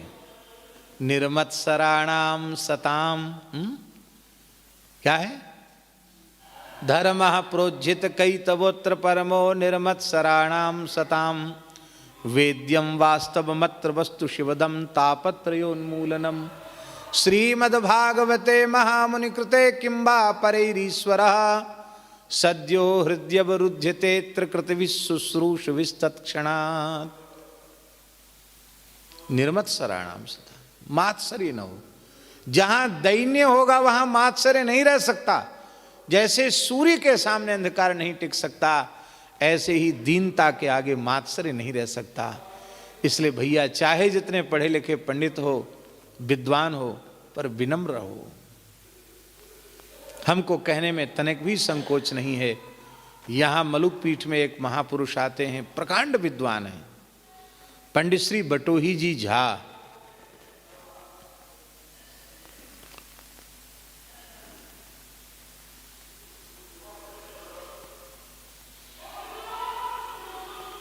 श्री चैतन्य महाप्रभु का चरित्र उन्होंने संस्कृत छंदों में लिखा है।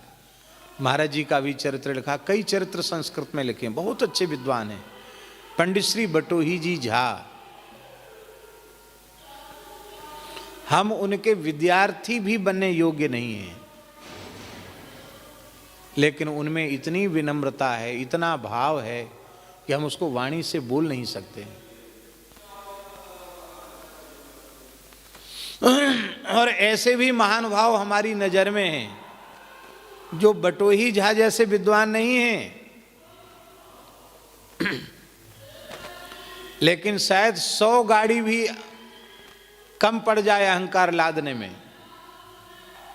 सैकड़ों गाड़ियों में उनका अहंकार चलता है, फिर भी अहंकार पूरा नहीं होता। जहां दीनता होगी वहां मात्सर्य नहीं होगा। उत्तम जाति में जन्म लेना बहुत अच्छी बात है, और ये भगवान की कृपा मान के भजन में लग जाओ, ये और अच्छी बात है, पर जाति का अहंकार रखना अच्छी बात नहीं है। विद्वान होना बहुत अच्छी बात है, पर विद्या का अहंकार अच्छी बात नहीं है। किसी महत्वपूर्ण पद को प्राप्त करना, ऊंचे पद को प्राप्त करना बहुत अच्छी बात है, पर ऊंचे पद का अभिमान होना बहुत बुरी बात है। मैं तो संत हूं, मैं महंत हूं, मैं श्री महंत हूं, मैं महामंडलेश्वर हूं, मैं जगत गुरु हूं, ये अहंकार भी भगवान की भक्ति से हमें विमुख बनाने वाला है, अपराध उत्पन्न करने वाला है।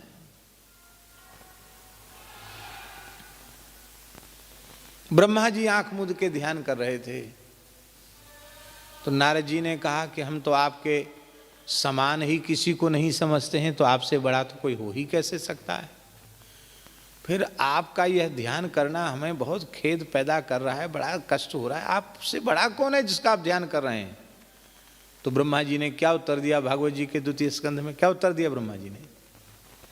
तस्मै नमो भगवते वासुदेवाय धीमहि यन्माया दुर्जया मां ब्रुवन्ति जगद्गुरुम बेटा नारद, उन भगवान वासुदेव का मैं ध्यान कर रहा हूं, जिनकी दुर्जय माया में मोहित लोग जीव मुझे जगतगुरु मान बैठते हैं। ब्रह्मा जी की दीनता देखो, ब्रह्मा जी अपने को जगतगुरु मानने के लिए तैयार नहीं। हम सीधे ही कहते हैं जगतगुरु ब्राह्मण। बोले हमको किसी के तिलक की जरूरत नहीं है, हम तो पेट में थे तभी जगतगुरु हो गए। अच्छी बात है, शास्त्र में तो लिखा है ब्राह्मण जगतगुरु है, लेकिन मैं जगतगुरु हूं ये अहंकार ढोना अच्छी बात नहीं। ब्रह्मा जी से श्रेष्ठ कोई ब्राह्मण होगा? बोलो। ब्रह्मा जी तो साक्षात भगवान हैं। वे कहते हैं भगवान की दुर्जय माया में मोहित प्राणी मुझे जगतगुरु मान बैठते हैं। मैं जगतगुरु नहीं हूं, मैं तो कृष्णम बंदे जगतगुरुम। मैं जगतगुरु श्री कृष्ण का दास हूं। जगतगुरु तो भगवान है, मैं भगवान का सेवक हूं, मैं जगतगुरु नहीं हूं। ये दीनता, ये मात्सर्य से मुक्त होने का साधन। भगवान को हम प्रसन्न करना चाहते हैं, एक और साधन है मात्सर्य से मुक्त होने का। मान लो हम अपने को सबसे छोटा नहीं मान पा रहे हैं, ठीक है, तब हम क्या करें? अब हम तो नहीं मान पा रहे अपने को सबसे छोटा। सबसे छोटा माने तो हमको अपमान का अनुभव ही नहीं होगा, और अपमान का अनुभव हो रहा है इसका मतलब हम छोटा नहीं मान पा रहे हैं, कुछ ना कुछ अपने को माने बैठे हैं। फिर भी हम इस मात्सर्य रूपी दोष से विमुक्त होना चाहते हैं, क्योंकि ये दोष रहेगा तो भगवान का प्रेम हमें प्राप्त नहीं, भगवान की प्रसन्नता हमें प्राप्त नहीं होगी।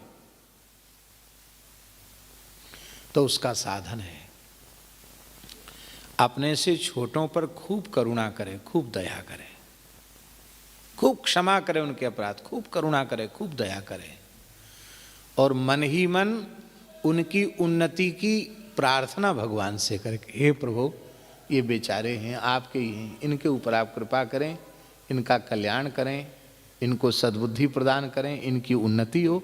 ऐसी प्रार्थना अपने से छोटों के लिए भगवान से करें। अपने समान विद्या आदि गुणों से जो युक्त हैं उनमें प्रेम रखें। उनमें क्या रखें? उनमें प्रेम रखें, और प्रेम रखने के साथ ही साथ उनकी उन्नति की प्रार्थना करें। ध्यान में आई बात? हमारे समान अवस्था वाले, विद्या वाले, रूप वाले, गुण वाले, पद वाले, उनसे प्रेम रखें, और प्रेम ही न रखें, भगवान से प्रार्थना करें कि प्रभु ये मेरे मित्र हैं, ये हम इनसे प्रेम करते हैं, भगवान करे ये हमसे बहुत आगे बढ़ जाएं। उनकी उन्नति की प्रार्थना करना है। अपने से छोटों पर कृपा करुणा करना, उनकी उन्नति की प्रार्थना करना, अपनी बराबरी वालों से प्रेम करना, उनकी भी और आगे उन्नति हो ऐसी भगवान से प्रार्थना करना, और जो बहुत बड़े हैं उनका पद प्रतिष्ठा ज्ञान ऐश्वर्य आदि देखकर बिल्कुल नहीं जलना, भगवान का वचन स्मरण करना, यद यद विभूति मत सत्वम श्री मधुर्जित मेवा तत्तदेवावगच्छत्वम मम तेजोंसी संभवम। गीता में भगवान ने कहा जहाँ जहाँ कहीं कुछ विशिष्टता दिखाई पड़े, दिव्यता दिखाई पड़े, हे अर्जुन तुम उसे मेरा ही स्वरूप समझो। तो जब अपने से बहुत बड़े जो हैं उनको हम भगवान की विभूति मानेंगे तो उनके प्रति हमारी श्रद्धा ही होगी, हमारा प्रेम ही होगा, हमारे मन में उनके प्रति ईर्ष्या का भाव नहीं। ऐसा यदि हम करें तो हम मात्सर्य दोष से बच सकते हैं, और इस दोष से बच गए तो राम जी की कृपा तो होनी ही, वृंदावन बिहारी जी की कृपा तो होनी ही है, फिर संदेह नहीं है। कितने लक्षण हो गए? कितने हो गए? 2। कौन कौन? एक तो सब जीवों पर वात्सल्य प्रेम, दूसरा निर्मत्सरता, ईर्ष्या न होना, जलन न होना। मलुकदास जी महाराज ने कहा जरन खुदी रघुनाथ के मन नाहि सुहाती, जाके जिय अभिमान है ताकि तोरत छाती। राम जी को दो चीजें अच्छी नहीं लगती, जलन ईर्ष्या और खुदी। खुदी बने जानते हैं ना, खुदी जानते हैं नहीं, बहुत से लोग खुदी वाले होते हैं। मैंने ये कर दिया, मैंने ये कर दिया, सब दुनिया में जितने अच्छे काम है वो सब हमने किए। रसोई में घूम ही आए केवल, और खीर बढ़िया बनी, अरे बोले हम गए थे, खीर अच्छी न बनती तो क्या होता, हमने छू दिया था ना, हमने देख लिया था उसको। वाह भाई, मारे बड़े सिद्ध पुरुष हो, आपके देखने से ही मीठा बराबर हो गया, आपके देखने से ही दाल में नमक, सब्जी में नमक ठीक ठाक हो गया। वाह, धन्य है, वाह, बहुत अच्छी बात। अब मान लो बिगड़ गई कोई चीज, अरे हम तो पहले ही कहते थे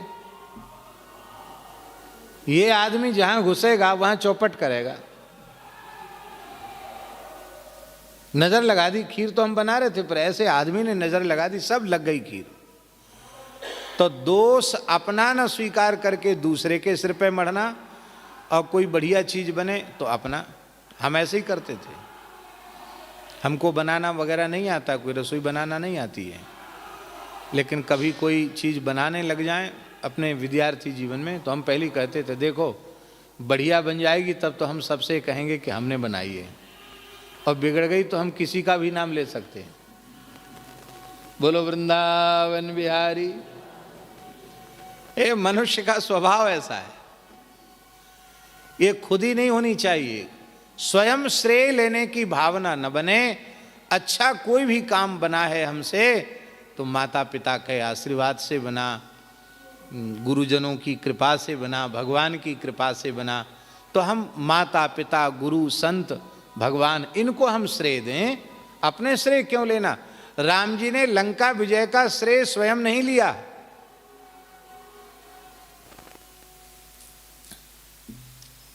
बंदर भालुओं का परिचय कराते हुए क्या कहा, ये सब सखा सुनहु मुनि मेरे, भय समर सागर कहूँ वेरे। ये सब बंदर भालू तो लंका के युद्ध के जहाज बन गए, हम तो इसमें बैठ के पार उतर गए, इनको ही श्रेय है विजय का। बंदर भालू सोचने लगे वाह जी वाह, लंका विजय हमने की, राम जी न होते, लक्ष्मण जी न होते तो रावण कुंभकर्ण मेघनाद ये सब मरने वाले थे। विजय तो राम जी की हुई, राम जी के बल से हुई। भगवान हमको ही दे रहे हैं, राम जी तो झूठ तो बोलते नहीं है, ये तो साफ झूठ बोल रहे हैं। अरे ठीक है, कुछ राक्षसों को जरूर हमने चीर फाड़ कर दिया, ऑपरेशन कर दिया, मार डाला, लेकिन इतने बड़े बड़े राक्षसों को तो राम जी नहीं मारा। झूठ तो बोलते नहीं राम जी। राम जी तुरंत बोले अरे प्रणाम करो, हमारे गुरु जी हैं वशिष्ठ जी के लिए। गुरु वशिष्ठ कुल पूज्य हमारे, इनकी कृपा दनुज रण मारे। जो तुम अपने मन में सोच रहे हो ना कि रावण कुंभकर्ण अतिकाय कंपन मेघनाथ कैसे मरे, हमने नहीं मारे, ये तो इनकी कृपा से मर गए।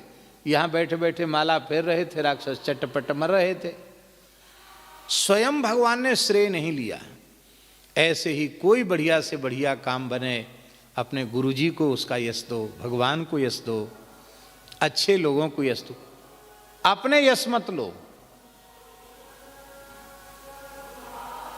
ये भगवान को प्रिय है, और अहम शून्यता भगवान को प्रिय है, अहंकार रहित होना।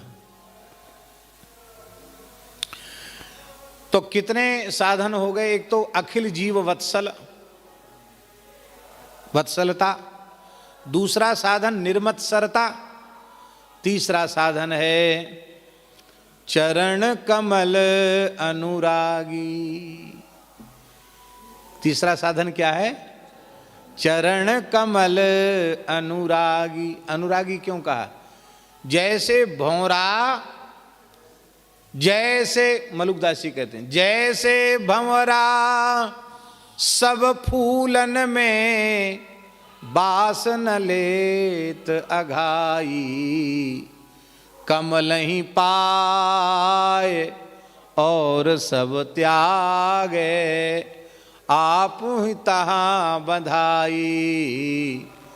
भगतन का मीत कन्हाई, प्राण धन ताबिन कछु ना सुहाई। संतन का मीत कन्हाई, प्राण धन ताबिन कछु ना सुहाई। इस पद में मलुकदास जी ने कहा है जैसे भौरा कमल को पाकर के फिर वहां से जाता नहीं है, ऐसे हम भगवान के चरणों से आधे क्षण के लिए भी दूर न होंगे। अपने मन को भौरा बनाकर भगवान के चरण कमल रूपी कोष में बसा देवें, ये तीसरा साधन है।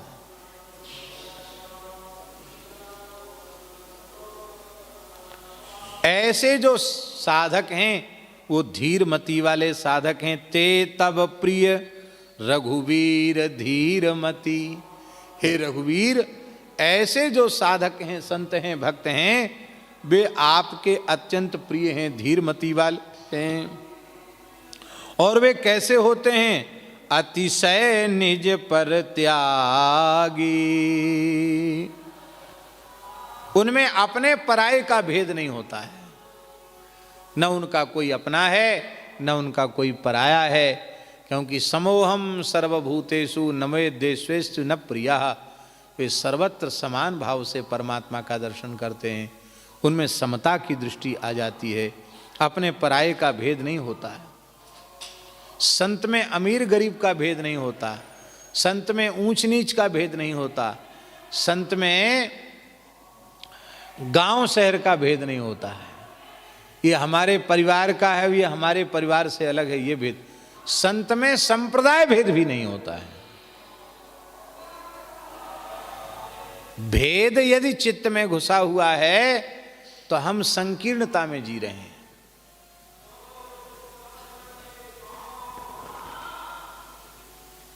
और इस संकीर्णता से अपराध ही हाथ लगेगा और कुछ भी हाथ लगने वाला नहीं है।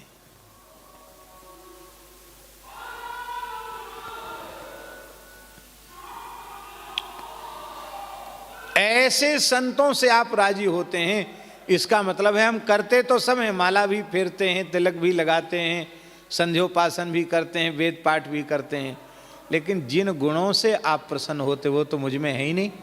मैं खाली बाहर से क्रिया करता हूँ, और वो भी इसलिए करता हूँ कि लोग मुझे धर्मात्मा समझें, मेरी जय जयकार करें, मेरी वाह वाह करें, मेरी प्रशंसा करें, और कुछ लिफाफा मोटा दें, हैं दक्षिणा दें, भेंट दें, मुझे अच्छा माने, इसके पीछे ये भावना है। तो हम कैसे आपको राजी कर पावें? अब अंतिम बात कह रहे हैं, यद्यपि मम अवगुण अपार, संसार योग्य रघुराया।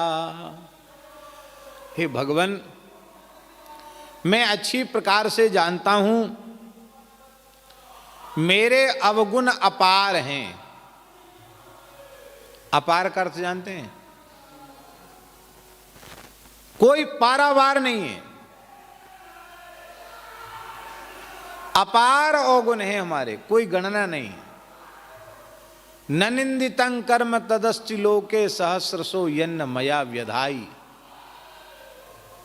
यद्यपि मम अवगुण अपार, संसार योग्य रघुराया। और अपार ही नहीं, संसार के योग्य हैं। इसका मतलब है हमारे इन अवगुणों के अनुसार इस संसार की जेल खाने से हमें कभी छूटना चाहिए ही नहीं। इसी जन्म मृत्यु के चक्र में हमें अहर्निश पड़े रहना ही चाहिए।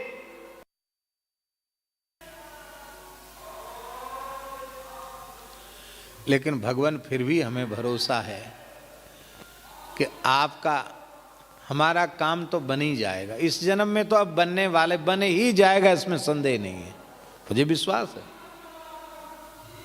आपकी कृपा से हमारा काम बनेगा। क्यों? क्योंकि हमें पता है तुलसीदास निज गुण विचारे। आपका स्वभाव है, आप आश्रित के दोषों का विचार नहीं करते, अपितु केवल अपने गुणों का विचार करते हैं। आप सीधे शब्दों में कहें तो आप हमारी तरफ मत देखिए, आप अपनी तरफ देखिए। अब हम एक बात आपसे पूछ रहे हैं कि भगवान पूतना की ओर देखते तो उद्धार करते? रक्तपान करने वाली बाल हत्यारिणी पूतना की ओर भगवान देखते तो पूतना को माता की गति देते? अहो वकीयं स्तन कालकूटम जिघांसया पाययदप्य साध्वी लेभे गतिम धातृचिताम ततुन्यम कंबा दयालुम शरणम ब्रजेम। इनसे बढ़कर कौन कृपालु दयालु है जिसकी शरण में जाया जाए? ऐसे भगवान हैं। तो हे भगवान, आप अपने गुण का विचार करो। क्यों? क्योंकि करुणा निधान, आप करुणा निधान, आप करुणा निधान है। अपने गुणों पर विचार करो। और हे करुणा निधान, अपनी करुणा की ओर देख करके मेरे ऊपर करुणा कीजिए। कुरु दया, मेरे ऊपर दया कीजिए।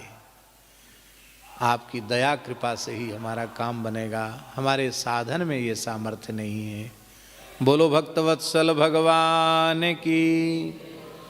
तो आज 118वें पद की चर्चा हमने की है और श्री ठाकुर जी की अहेतु की कृपा से विचार ऐसा है कि कल प्रातः 9 बजे से 11:30 बजे तक हम 119वें पद की चर्चा करेंगे। और जहाँ तक होगा, जब तक यहाँ हैं तब तक भगवत चर्चा करेंगे। श्री राम जय जय राम। श्री राम जय जय राम। श्री राम जय जय राम। श्री वृंदावन बिहारी लाल की जय। जय श्री राधे।